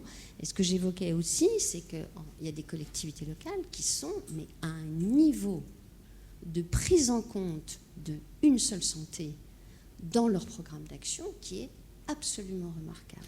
Avec une participation citoyenne, Isabelle, très importante, avec des partenariats universitaires. En effet, quelles données, quel accès aux données, quelle interprétation surtout des données. Et ça, on est en train de créer des inégalités, ce que j'évoquais aussi hier, territoriales de santé sur des déterminants environnementaux. Et ça, je pense qu'il faut vraiment qu'on soit très vigilant sur ce qui est en train de se passer là. Oui, c'est pour ça qu'il faut effectivement partager les initiatives pour qu'elles soient mieux entendues. Il faut les partager, mais il faut en tous les cas qu'elles soient pertinentes. Elles doivent donner l'idée. Il y a souvent des effets d'aubaine en matière de santé et environnement. Quand on a des élus qui nous disent « par quoi je pourrais commencer ?» Souvent, nous, au sein d'associations, enfin en tous les cas au sein d'élus santé publique et territoire, on recommande souvent de commencer par adhérer à la charte des villes et territoires sans perturbateurs endocriniens. Ou d'avoir une démarche qui commence à travailler sur les achats, qui commence à travailler sur se dire, du coup, ça va toucher aussi la qualité de l'air intérieur, ça va toucher nos crèches, donc tout ce qui est les petits, la petite enfance, les enfants, c'est donc très sensible, des sujets très sensibles, sur lesquels les agents territoriaux aussi sont très moteurs. Et une fois qu'on a eu des actions positives, qu'on a aidé les parents, qu'on leur a mis à disposition aussi des guides, des ateliers, comment on fait ces produits ménagers, ce sont des effets d'aubaine. Et souvent, ça permet de se dire, bon voilà, on a fait ça, on va continuer, mais ah oui, il y a la qualité de l'air intérieur. En fait, on achète du nouveau mobilier, qu'est-ce qu'on fait ? Pouf, on l'installe tout de suite. Alors là, les COV, les composés organiques volatiles, ça crache pas mal. Et puis on a les petits de la crèche qui arrivent, etc. Qu'est-ce qu'on fait aujourd'hui sur la désinfection dans les crèches, l'hygiène dans les crèches, etc. Voilà, donc ça amène à réfléchir. Ça fait beaucoup de questions. On va essayer d'avoir des propositions. Lionel, peut-être ? Non, mais effectivement, enfin, je citais le Green Data for Health, mais c'est effectivement, il ne va pas embrasser, et j'espère qu'il ne va surtout pas embrasser tous les points d'entrée. D'ailleurs, à ce sujet, finalement, on part d'une question qui était très technique initialement, voire même dans la considération initiale, c'est de dire on va faire une grande base de données sur toutes les données environnementales et puis les chercheurs en santé. Mais c'est pas possible, ce genre de schéma même. Bon, voilà, il y a un petit côté... je ne vais pas dire Big Brother, mais enfin voilà, un petit côté qui me paraît, voilà. Et finalement, on se rend compte que et alors ça, c'est en développant un projet technique, on se retrouve dans des actions, dans une des actions phares, c'est dire il faut animer une communauté. C'est-à-dire que derrière, on se rend compte que oui, il faut quand même que les gens ils se rencontrent, et pas seulement en visio, parce que voilà. Et donc, je pense que oui, il y aura une question aussi. De territorialisation, parce que bien sûr on a un projet national, mais après peut-être qu'il va y avoir des projets expérimentaux dans certaines zones, etc. Et là effectivement ça fait naître la question de, on le sait, il y a souvent des territoires où parce qu'il y a des acteurs, une rencontre d'acteurs convergents qui vont beaucoup avancer sur un sujet, et puis d'autres qui vont effectivement peut-être, et ça pose la question de comment on essaye alors, j'ai pas vous me dites une proposition d'action. Il va y avoir les COP territoriales pour la déclinaison de la planification écologique. Donc, je ne sais pas comment le sujet santé, dans ce cadre-là, va pouvoir, par rapport aux différentes dimensions, parce que dans les 5 enjeux de la planification écologique et de France Nation Verte, on a réduire les pollutions qui ont un impact sur la santé. On a dans les 5 enjeux, on a ce thème-là. On a adaptation au changement climatique, la résilience, enfin, mais on a ce point-là. Et donc finalement, comment au niveau des COP territoriales, ça va être pris en charge. Bon, c'est à venir encore, c'est devant nous, mais c'est peut-être à ce moment-là. Alors il y a le diagnostic, et puis après, vous l'avez dit, il y a les CRTE, contrats de réussite et transition écologique. Donc, est-ce qu'il y aura un item voilà, je pense que c'est peut-être ça sera peut-être un des moyens de faire entrer le sujet. Oui, moi je ne sais pas trop raisonner à cette échelle-là parce que j'ai jamais été confronté, mais à une échelle plus réduite, j'ai été confronté à aider des exploitants agricoles à lutter contre les populations de campagnols. Bon, ça paraît tout bête, mais chaque exploitation a son propre système. Je parle économique, enfin socio-économique, on va dire ça comme ça, sa propre vue, sa propre surface, ses propres spécificités, et on ne peut pas leur imposer une recette. Ça, c'est évident. Et ce qui fait que ça a marché in fine, c'est qu'on a développé une boîte à outils et surtout une ingénierie intermédiaire qui permet d'aider les exploitants à piquer dans les outils ceux qui sont utiles à leur exploitation et qui sont applicables dans leur exploitation. Donc par analogie, je dirais que c'est quelque chose comme ça qu'il faudrait inventer entre les territoires et entre les régions.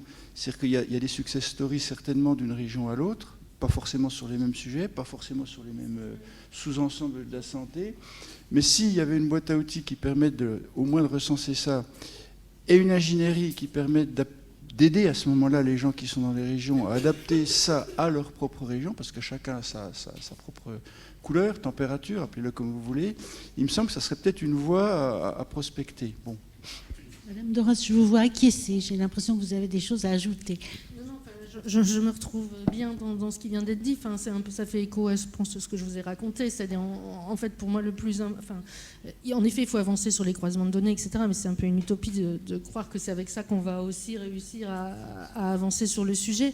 Et c'est vraiment parce que chaque situation locale, même chaque situation de personne, si on veut prendre son exposant en compte, est particulière. Donc c'est vraiment et Éloi Laurent nous a dit qu'il fallait inventer le système économique basé sur le lien social, si j'ai bien retenu. Enfin voilà, je pense que c'est ça qu'il faut qu'on arrive à mettre en œuvre, et c'est bien à l'échelle locale et bien comprendre. Et puis tout est lié en fait. Aujourd'hui, je pense qu'on peut affirmer que inégalité sociale, inégalité de santé, inégalité environnementale et ségrégation sociale, c'est les mêmes choses. C'est-à-dire en fait quand vous regardez où vivent les plus pauvres, on les a relégués au fin fond de là où personne ne veut habiter, entre la décharge sur le sol, entre la décharge et le bout du tram et encore sur un sol pollué avec une qualité de l'air dégradante, sans transport en commun, sans service, et voilà, et c'est là on les laisse. Et puis comme souvent c'est crade parce que les déchets éventuellement sont pas ramassés, etc. On les assimile même. Il y a des écrits où on parle des rebuts de la société, voilà. Donc on les assimile même quasiment au milieu dans lequel on les fait vivre, quoi. Donc donc ces situations-là, il n'y a que les personnes qui peuvent décrire comment on vit dans des conditions comme ça, comment on arrive à survivre là-dedans. Et du coup, c'est vraiment cette association-là. Et ces gens, du coup, ils ont une histoire de santé terrible et très particulière. Et c'est ça qui font qu'on arrive à entendre et à échanger.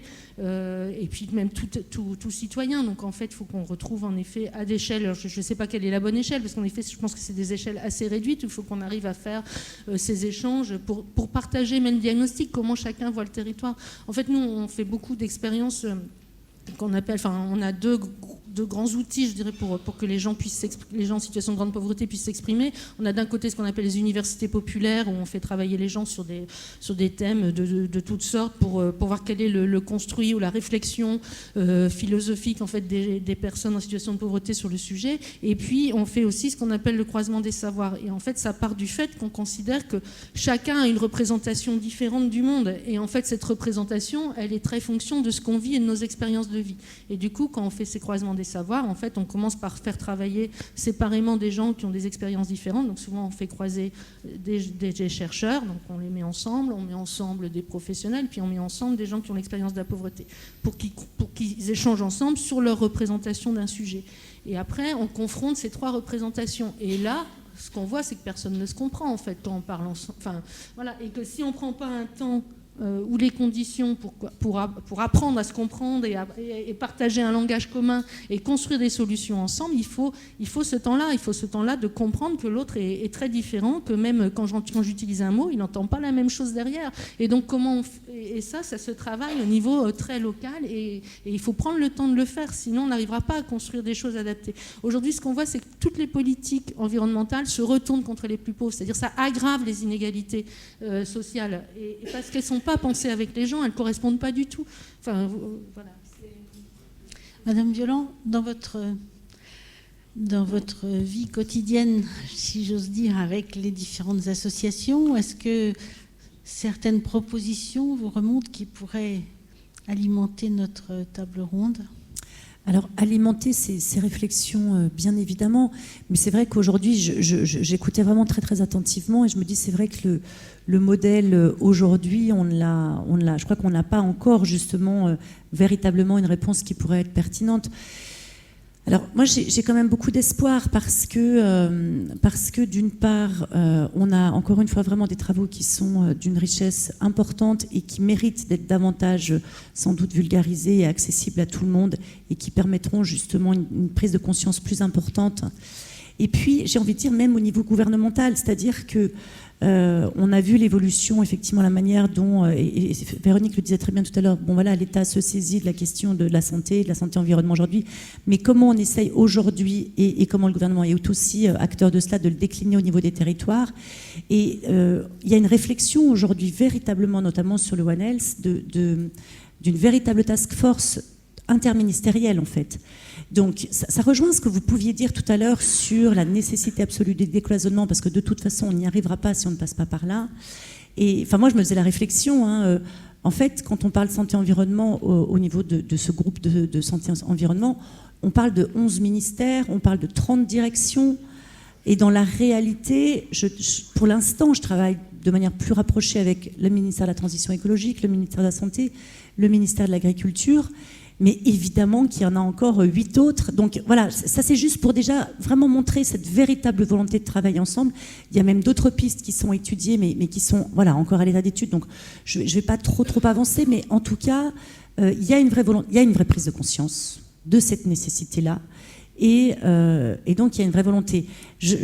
Moi j'entends, et vraiment c'est pour ça que j'apprécie aussi de pouvoir vraiment participer aux différents colloques qui me font l'honneur de m'inviter, parce que ça nourrit aussi ma réflexion.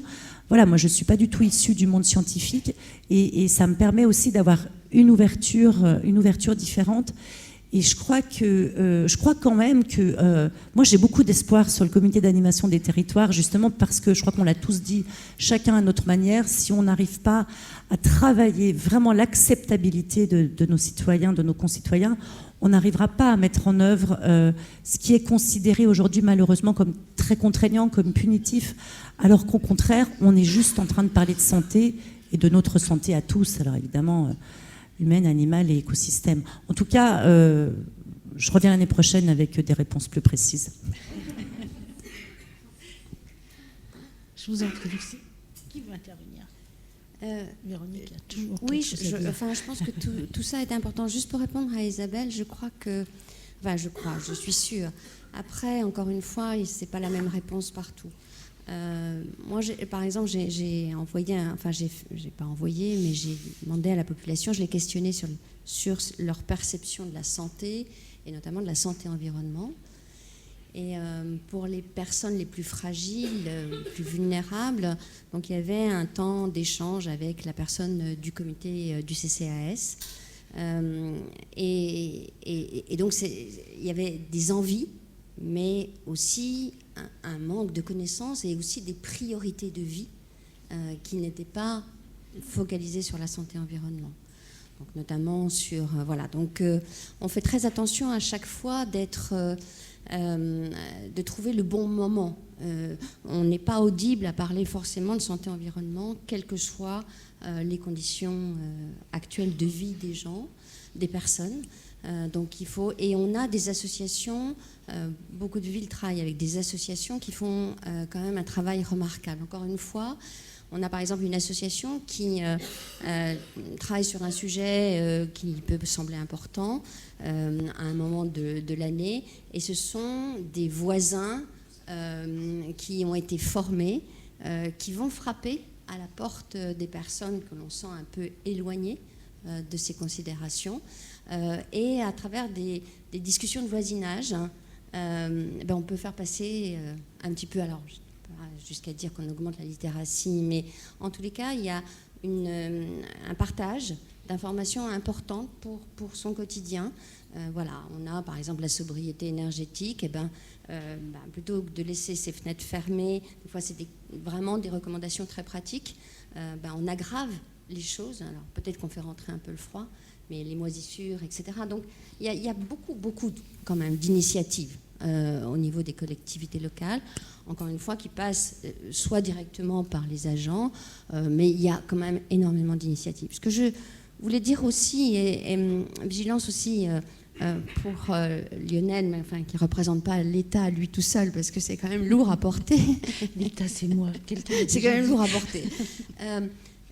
Vigilance aussi vis-à-vis de ce qui descend, entre guillemets, d'un point de vue obligatoire, réglementaire sur les collectivités locales, qui peuvent aussi faire réagir de manière contre-productive sur accompagner ce mouvement de transition écologique, santé-environnement, une seule santé, quand on est au stade d'injection contradictoire. Et ça, je pense qu'il faut aussi, à ce jour, être très vigilant. On a des pressions fortes sur augmenter les logements. Si je prends que l'Île-de-France, on a besoin d'augmenter les logements. On a bien sûr le zéro artificialisation nette qui se profile à l'horizon très proche. Et puis on a aussi à faire attention à un tas de considérations environnementales en même temps, avec des évaluations environnementales, avec des rapports de la mission régionale de l'autorité environnement, qui peuvent aussi surdimensionner la nécessité de respecter la biodiversité, et en même temps, du coup, les maires, ils n'ont plus de solution. Donc il faut juste faire attention aussi, en renforçant le corpus réglementaire ou les obligations réglementaires en tous les cas, qu'on ne soit pas complètement dans des injections contradictoires, parce que là, on ne réussira pas. Oui, alors, encore 2 interventions courtes avant de donner la parole à la salle. Isabelle Dorès.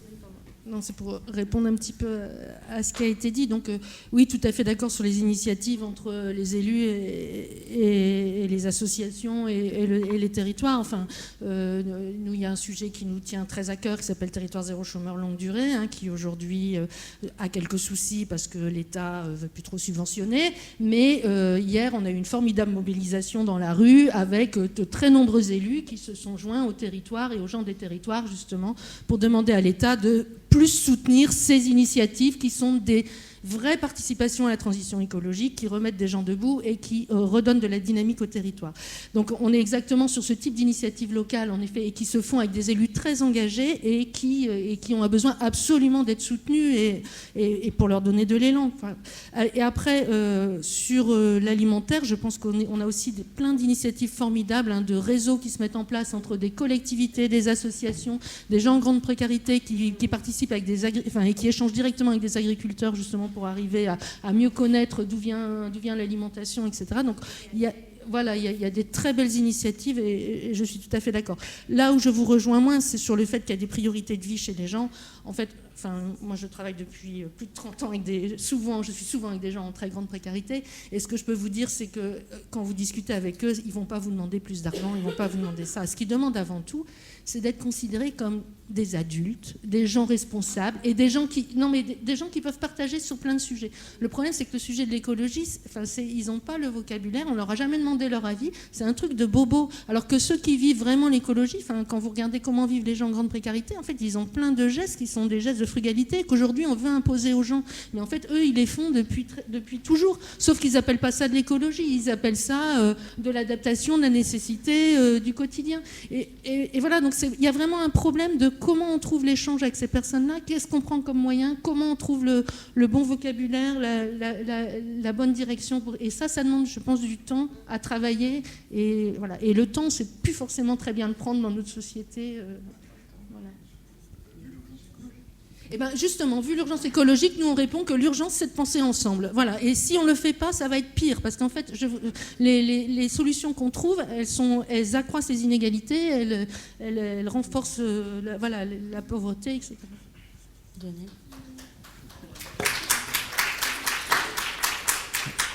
Juste, enfin bon, après... mon périmètre, il est surtout sur les aspects recherche. Bon, j'entends sur les aspects de la réglementation. Bon, voilà, je ferai remonter acquis de droit. Voilà. Non, simplement, bon, effectivement, la problématique, c'est effectivement des injonctions qui peuvent paraître contradictoires et de remettre tout ça un peu et c'est quel lieu de débat pour ce type de considération par rapport au changement climatique, à l'adaptation ou à la résilience, et puis l'érosion de la biodiversité. Enfin, on a même sur les sujets environnementaux. Après, sur le croisement entre environnement et précarité, ça, effectivement. Après, sur les politiques environnementales, il y a aussi des initiatives sur l'affichage, notamment des produits. Il y a aussi des initiatives sur l'accès à une alimentation plus saine, qui quand même, me semble-t-il, sont quand même des initiatives qui visent aussi à élargir l'accès à une alimentation saine, etc. Bon.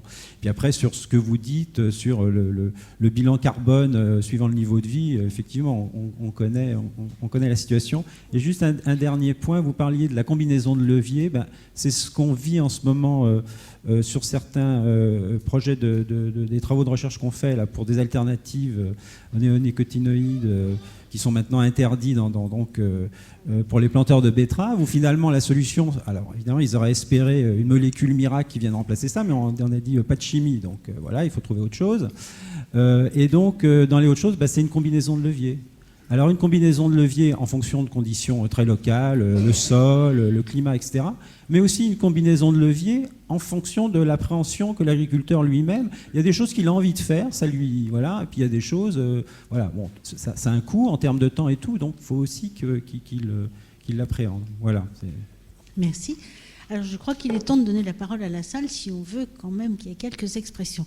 Jean Laine.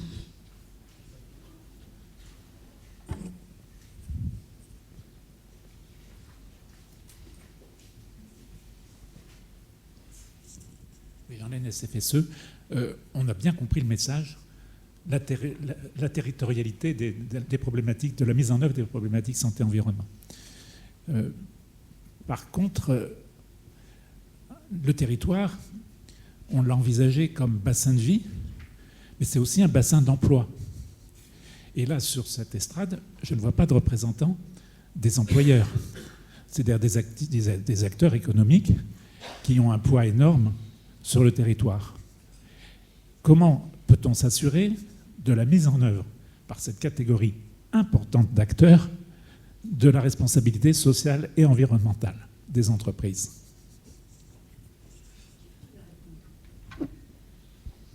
Merci, monsieur. Alors, effectivement, vous avez raison, des acteurs à côté desquels on ne peut absolument pas passer. Alors, j'ai cité dans les différents collèges du groupe Santé-Environnement les acteurs économiques, et ils sont effectivement extrêmement bien représentés. Mais après, je peux faire appel aussi à mon activité d'ancien maire d'une petite commune. En fait, chaque fois qu'on met en place des initiatives d'une manière générale, vous disiez sociale et environnementale, c'est vraiment les premiers acteurs qu'on va chercher parce que justement, on sait que la collaboration, elle ne peut pas se faire sans ces acteurs-là. D'une part parce qu'ils ont une action sur le territoire, alors évidemment sur le plan économique, mais parfois aussi qui peut être justement délétère sur le plan environnemental. Et en tout cas, et je pense que Véronique, dans l'expérience qu'elle a au niveau des élus, on a énormément d'initiatives, vraiment au niveau territorial, qui vont associer les acteurs économiques. Et puis, même mieux que ça, il y a énormément d'initiatives qui sont vraiment formés par les acteurs économiques et qui vont aller chercher des élus dans chaque, enfin en tout cas dans beaucoup de territoires, évidemment pas dans chaque, ce serait trop beau, mais en tout cas il y a beaucoup d'initiatives qui sont proposées par ces acteurs-là.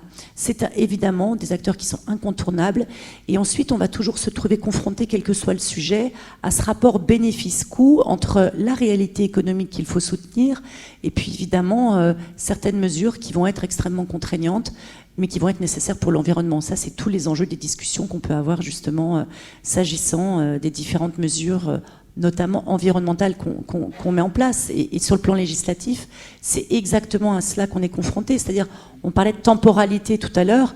Il y a une temporalité qui est urgente là, ici et maintenant, et pour tout le monde, effectivement, Isabelle.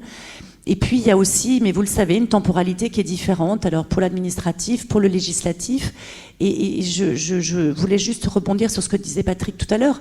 Ce qui est certain, moi je suis en commission de développement durable où on va pouvoir faire des auditions pour pouvoir être le plus pertinent possible sur les prochaines mesures législatives qu'on va prendre.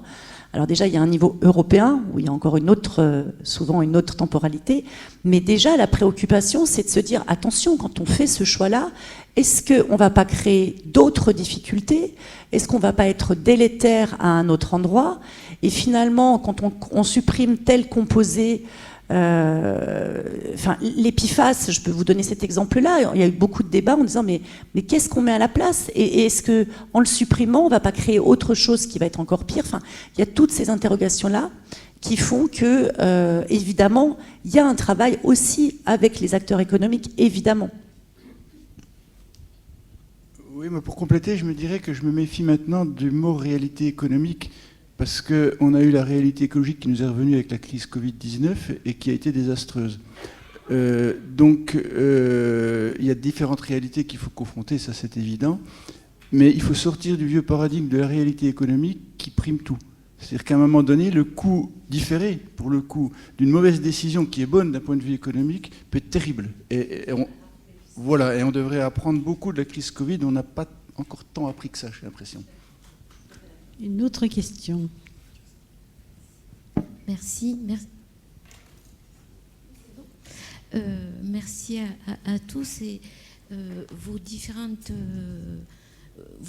points de vue et éclairages vraiment résonnent sur mon expérience régionale, donc les territoires.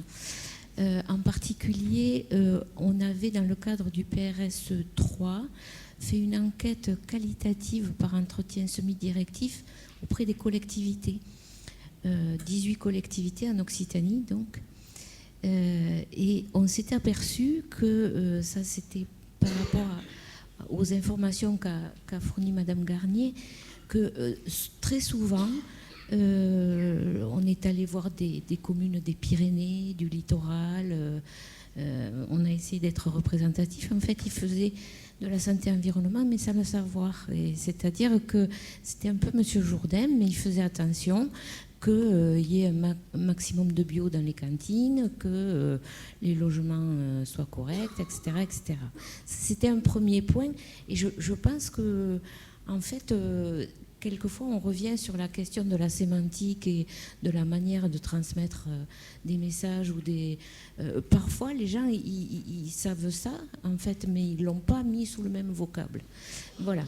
Le deuxième point, c'est effectivement ce que vous avez dit, Madame Garnier, sur la question des données, de l'interprétation de ces données, de comment les utiliser pour essayer effectivement de identifier par quoi commencer sur une collectivité en matière de santé-environnement et au-delà de One Health. Et là, il existe justement, à la suite de cette enquête auprès des collectivités, un des besoins qui était recensé, c'était un guide pour un diagnostic local santé-environnement. Je travaille dans un observatoire régional de santé, je suis médecin épidémiologiste, et il y a d'autres ORS qui sont même plus avancés que nous, en particulier en Bretagne, sur cette question-là. Et vous pouvez poser rapidement votre question parce qu'il y a beaucoup de gens qui attendent. En fait, ce n'était pas une question, c'était un écho. Mais je peux me taire ainsi. Non, finissez, mais il y a plusieurs autres personnes qui demandent la parole. Tout ça pour dire qu'il y a au sein des régions à la fois des ressources sur comment utiliser les données, sur comment faire un diagnostic local en santé-environnement, des ressources techniques, épidémiologiques et scientifiques qui sont vraiment là pour ça, pour aussi aider les collectivités à ces travaux-là, en particulier dans le cadre des CLS, qui sont des contrats locaux de santé qui sont signés entre une municipalité et l'ARS. Il y a aussi le fait, dans les difficultés, je crois, que, en fait, entre l'ARS ou les services déconcentrés de l'État et les collectivités, il y a parfois une difficulté à se parler. Parce que, par exemple, moi, j'ai observé qu'au sein de l'ARS, effectivement, les personnels, enfin les gens qui sont par ailleurs très compétents, mais ne connaissent pas les compétences obligatoires, les compétences facultatives des EPCI selon leur taille, le fait que certains aspects sont de la responsabilité communale, d'autres de la responsabilité de l'intercommunalité, et que le maire, il ne peut pas faire tout, et l'intercommunalité ne peut pas faire tout. Et en fait, voilà, c'est vrai que c'est un schéma en France relativement complexe de toutes ces responsabilités obligatoires, facultatives, et finalement, c'est tellement complexe un peu de tous les côtés, parce qu'au sein de l'ARS... Je crois que là, il va falloir conclure, madame. Ok. On a compris le message, merci beaucoup. C'est à moi. Oui, c'est toi, Pierre. Pierre Souvé, bonjour à tous. Pour les élus et les freins qu'ils rencontrent, donc je crois qu'il faut faire une petite étude sur les freins neurocognitifs des élus à l'action et les freins réglementaires. Puisqu'en effet, s'il n'y a pas de cohérence entre les politiques, en effet, ils vont être pris entre plusieurs feux. Il ne faut pas leur parler santé-environnement. Nous, on parle de santé, on ne parle pas de santé-environnement. L'environnement fait partie de la santé. Et quand vous leur direz que l'exposition à la nature réduit, d'après une grande méta-analyse, de 32% le risque de mortalité, peut-être ils se diront j'ai un rôle à jouer pour mes populations. Le deuxième élément, c'est les données. Alors en tant que médecin, si vous voulez faire un diagnostic et un traitement, il faut des données. Donc c'est fondamental d'aller le plus loin possible dans les données écologiques, animales, végétales et en santé humaine. Et les registres territoriaux, que ce soit pour le cancer, maladie cardiovasculaire, diabète, sont indispensables. Et là, il faut qu'on avance. Le troisième élément, c'est les moyens. Si je vous dis la dotation donnée à l'étude des hautes études en santé publique et à AgroParisTech pour l'Institut One Health, un enjeu majeur, eh bien on va faire la quête ce soir. Hein. Donc je ne vous le dis pas parce que les élus le connaissent, c'est dérisoire, pas de quoi payer un permanent sur un tel enjeu, sur 7,5 milliards de budget de France 2030. Et le dernier élément, c'est un élément d'affichage, une task force. C'est donc une interministérialité, c'est super. Mais le problème dans la définition de la task force, c'est transitoire. Ça n'est pas permanent. Donc il faut changer ce mot parce que l'interministérialité, ça doit être permanent. Presque ça mérite des applaudissements. Merci, docteur Sauvé. Franchement, je peux que valider ce que vous avez dit, sauf le dernier point. Mais sur, effectivement, la question des freins cognitifs, et c'est prouvé sociologiquement, effectivement, comment l'approche par la santé, en général, finalement, plus que par le développement durable, on arrivera à convaincre nos concitoyens. Non, sur le dernier point, c'est évidemment que la task force, elle est temporaire et elle vient répondre à quelque chose. Mais l'objectif, c'est qu'il en découle des choses pérennes et des choses qui soient, et là je fais le lien avec le troisième point, des choses qui soient financées. Je suis vraiment dans ce questionnement-là, c'est-à-dire quel est réellement, et c'est pas simple parce qu'il y a des budgets qui sont alloués et fléchés directement sur la santé-environnement via PNSE et PRSE, mais après il y a des choses qui sont beaucoup plus transverses et qui sont plus difficiles à chiffrer, mais en tout cas, intuitivement, effectivement, je pense qu'aujourd'hui on ne consacre pas assez de budget sur la santé-environnement. Donc sachez que j'y suis vigilante et que je ne lâcherai pas jusqu'à avoir véritablement une vraie mesure de ce qui est consacré à la santé-environnement dans notre pays. Muriel ? Muriel Andrieux-Semel, je suis ingénieure sanitaire, j'ai travaillé pendant des années dans les agences régionales de santé et depuis 1 an et demi, je travaille à la direction de la transition écologique à la ville de Marseille. Je peux constater donc évidemment les enjeux qu'il y a en matière de transversalité et je trouve que les contrats ville-climat ou les plans climat, peu importe, sont de très bons objets aujourd'hui pour créer cette transversalité. Aujourd'hui, dans le contrat climat ville-climat de la ville de Marseille, il n'y a pas encore les enjeux santé. Donc on y travaille. La question que je posais, c'est par rapport à la réunion des territoires. Il y a une commission, je crois, des territoires qui est prévue au niveau national, ou en tout cas un comité territorial. Est-ce qu'il est prévu de le réunir? Puisque dans l'exercice que j'ai eu du point de vue des ARS, jusqu'à présent en pilotage de PRSE, nous réunissions au niveau local des territoires, mais ils ne sont pas réunis aujourd'hui au niveau national. Et même si ce site est une très bonne ressource, territoire engagé, donc bien sûr on y contribue, ce serait chouette qu'une fois par an, peut-être une fois tous les 2 ans, extrait de ce site, il puisse y avoir quelques initiatives qui sont tirées comme des initiatives exemplaires et qui permettent de réunir les territoires. Voilà, c'est une demande faite au niveau national. Oui, Muriel, c'est en effet donc ce comité d'animation des territoires qui vient de, non pas renaître, parce qu'il existait déjà, mais avec le départ d'Elisabeth Autu-Picard, la nouvelle nomination au groupe Santé-Environnement. Du coup, c'est plus la présidente du groupe Santé-Environnement qui dirige le groupe d'animation des territoires, mais on a donc une coprésidence avec Richard.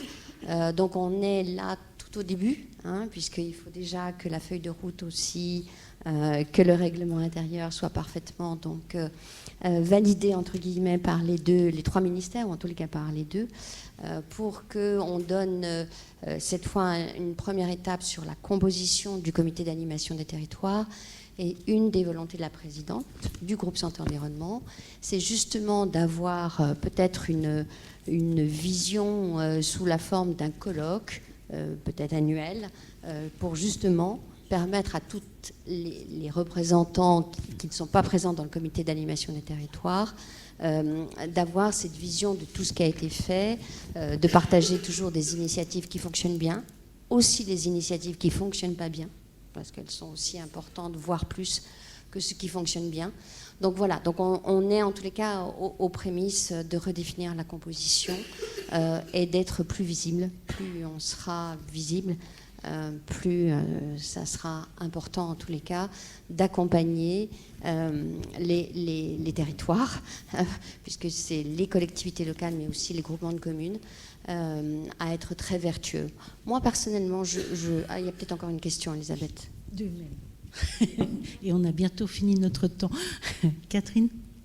Une question d'abord, de qui? Oui, alors bonjour Pascal Krikowski. 2 petits commentaires, une question. Sur la valorisation des actions, parce qu'on en a quand même beaucoup parlé au cours des 3 jours, il y a beaucoup de choses qui existent déjà. Je vous ai entendu mentionner qu'il fallait accentuer ça. Il y a déjà beaucoup de plateformes, je ne vais pas toutes les mentionner. On a mentionné les ORS. Il y a la SFSE, bien sûr. Il y a la plateforme Territoire Santé qui n'a pas été nommée à ma connaissance. Voilà. Et donc, qui fait énormément, un gros travail. C'est une de ses missions, de justement faire remonter les actions des territoires. Voilà. Donc, avant de créer autre chose, il y a l'ADEME, évidemment, qui fait aussi beaucoup de choses sur la valorisation. Donc, avant d'aller créer d'autres choses, regardons ce qui existe déjà et alimentons ces bases de données-là, ces plateformes qui existent pour nous aider à bien travailler. Deuxième commentaire, là, par rapport aux données.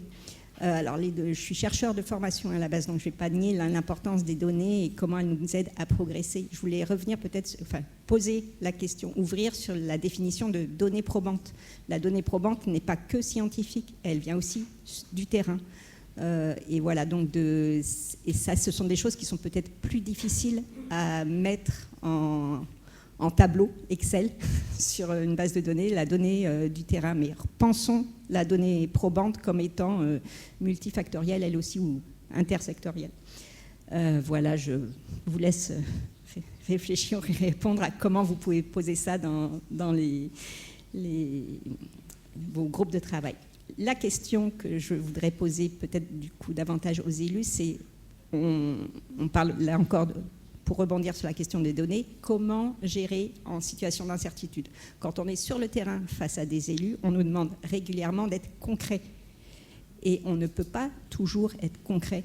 Il y a toujours une part d'incertitude et il y a toute une partie de la littérature scientifique de sciences humaines et sociales qui nous dit comment gérer en situation d'incertitude. Et je ne parle pas bon, voilà, j'ai oublié le terme, mais peu importe. C'est voilà, comment travailler avec des élus et les convaincre de gérer en situation d'incertitude, ou comment vous travaillez avec vos collègues pour gérer en situation d'incertitude. Merci. Peut-être laisser déjà répondre Lionel sur les données. Oui, enfin sur les données, vous dites il n'y a pas que des données, voilà, il n'y a pas que des capteurs qui vont donner une donnée chiffrée, mais il y a aussi des données d'observation et puis des données qui peuvent venir du terrain, quoi. Il n'y a pas que. Alors ça, c'est un sujet où on est un peu sur le domaine des sciences participatives, hein, et puis des choses qu'on puisse se développer dans le domaine de la météo, et puis maintenant sur des outils. On parlait du CEREMA tout à l'heure sur le trait de côte. D'avoir des gens simplement qui se connectent et puis qui se promènent, on leur donne il y a un petit guide, ils se promènent le long de la côte, il y a un repère, et comme ça on arrive à suivre, c'est des volontaires, des randonneurs, etc. On arrive comme ça à suivre des évolutions du trait de côte en s'appuyant sur des observations de terrain, et il y a des manières, alors la complexité, vous l'imaginez, c'est la validité de ces données. Est-ce qu'ils ont bien respecté le protocole, etc. Mais il y a une manière aussi de travailler là-dessus. Juste vous parler de l'incertitude, ben oui, enfin ça c'est un sujet, je dirais, assez récurrent dans le domaine de la gestion des risques, et donc y compris sur des risques chroniques. Et ça pourrait peut-être faire l'objet d'une journée, enfin d'un congrès annuel de la SFSE, parce que c'est extrêmement complexe. Alors il y a quand même un aspect, moi je dis toujours, quand je traverse la rue, je regarde à droite et à gauche, même s'il n'y a pas de voiture, avant de traverser. Ben, on peut dire que sur certaines actions, quelquefois, il faudrait aussi avoir ce type de précaution. Mais enfin, c'est peut-être un peu rapide comme réponse. Madame, bonjour, je suis Fanny Chevalier, je suis chef de projet santé-environnement au sein du conseil départemental de l'Essonne. Et la question que je me posais, en fait, j'ai entendu tout le long du congrès parler des différents services, donc de l'État, des régions, des communautés de communes, des communes. Mais par contre, j'ai jamais entendu parler des départements. Et du coup, je voulais savoir pourquoi. Enfin, voilà, en fait, c'est vrai que dans la santé-environnement, tous les échelons ont été mentionnés, sauf les conseils départementaux. Qui veut répondre ? Je ne veux pas endosser ce qui ne vient pas de moi. C'est vrai que c'est une simplification parce que vous avez vu, on a quand même abordé beaucoup de choses. Je pense qu'on est toujours sur une recherche de territoires pertinents. Mais c'est vrai qu'on est plutôt sur un niveau régional sur la santé-environnement avec des déclinaisons territoriales, ce qui n'empêche pas d'être avec les conseils départementaux. Toutes les initiatives des conseils départementaux, elles viennent un peu en complément des autres initiatives. Donc il y a une hiérarchisation qui est un petit peu facilité entre guillemets par rapport au PRSE si je prends voilà, mais bien évidemment toutes les initiatives des conseils départementaux en matière de santé-environnement doivent s'accrocher, se compléter. Il y a des subventions également qu'on va chercher auprès des conseils départementaux.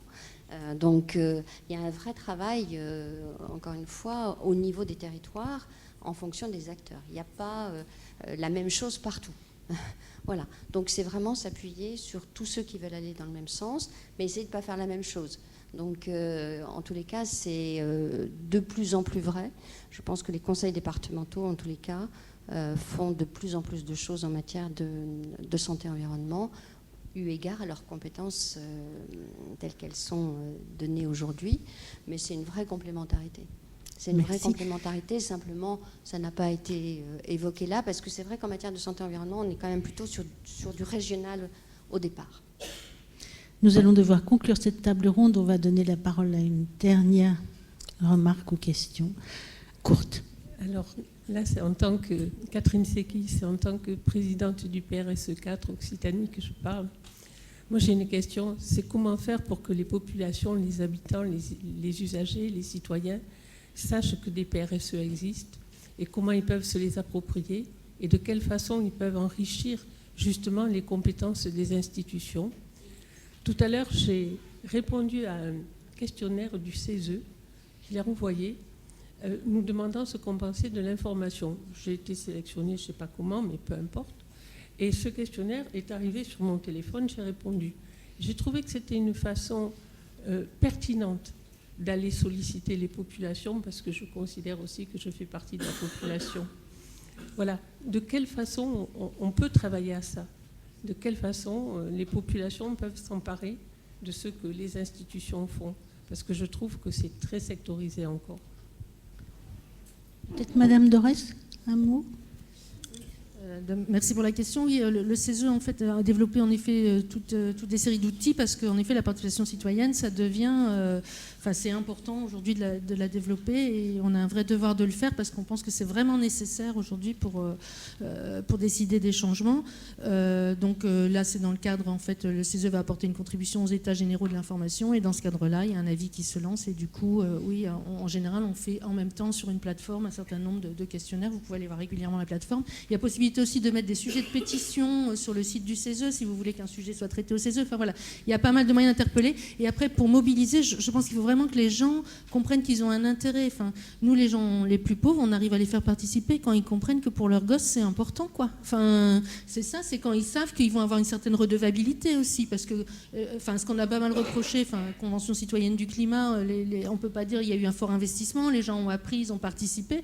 Par contre, en termes de redevabilité, c'était un peu juste, quoi. Donc, c'est quelle redevabilité on donne, même si on prend pas en compte, qu'on prenne le temps au moins d'expliquer pourquoi on prend pas en compte. Voilà, et c'est vraiment du retour. Et voilà, et si on arrive à faire entendre aux gens que là, ce qui est décidé est important et qu'on va prendre le temps de discuter avec eux puis de les écouter, parce qu'en fait, aujourd'hui, on fait semblant d'écouter, parce que souvent, on fait de la consultation du public très rapide et tout ça, et puis on fait un bilan, puis après, on passe un peu à autre chose. Moi, je sais pas, je vois des tas d'avis qui commencent par on va faire une transition juste, mais j'ai jamais vu des gens aller interroger les plus pauvres sur ça, très peu, quoi. Et voilà, donc c'est comment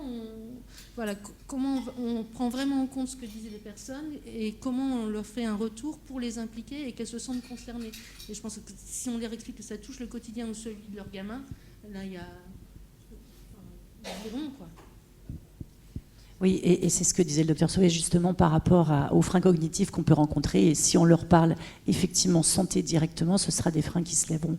Après, on a plein d'autres outils qu'on ne va pas forcément décliner là maintenant. Mais en fait, tout à l'heure, Véronique évoquait aussi la possibilité de former aussi les gens, tout simplement, pas forcément des élus, mais des gens qui ont envie de s'investir dans ces questions-là. C'est le principe des fresques, finalement. Et notamment, la fresque, on peut démultiplier les fresques en santé et environnement, comme le très beau succès de des fresques du climat. Et puis s'inspirer d'autres choses qui viennent peut-être d'ailleurs, et notamment je pense aux causeries qui se font en Afrique, et ça rejoint ce que tu disais aussi sur comment on va essayer de renouer avec peut-être ce que notre société a perdu, c'est-à-dire vraiment de la proximité, du lien social avec des personnes qui ont une certaine légitimité, une reconnaissance, peu importe à quel niveau, et qui va porter justement une parole dans des instances qui sont créées pour cela. C'est par exemple les causeries qu'on peut trouver plutôt dans les pays africains. Je suis vraiment très très confuse. J'ai honte de faire ça, mais c'est vrai qu'on a un petit peu débordé et que je suis attendue au Palais Bourbon. Donc je suis vraiment très désolée parce que je déteste partir comme ça, d'autant que j'aurais aimé pouvoir échanger avec certains d'entre vous. Je me rends disponible a posteriori et je remercie chacune des personnes ici pour la richesse de vos apports et pour votre écoute et vos questions. Merci infiniment pour votre invitation. C'était très précieux pour moi. Merci beaucoup. La table ronde. Il est temps de conclure. J'ai lu quelque part que du décloisonnement naît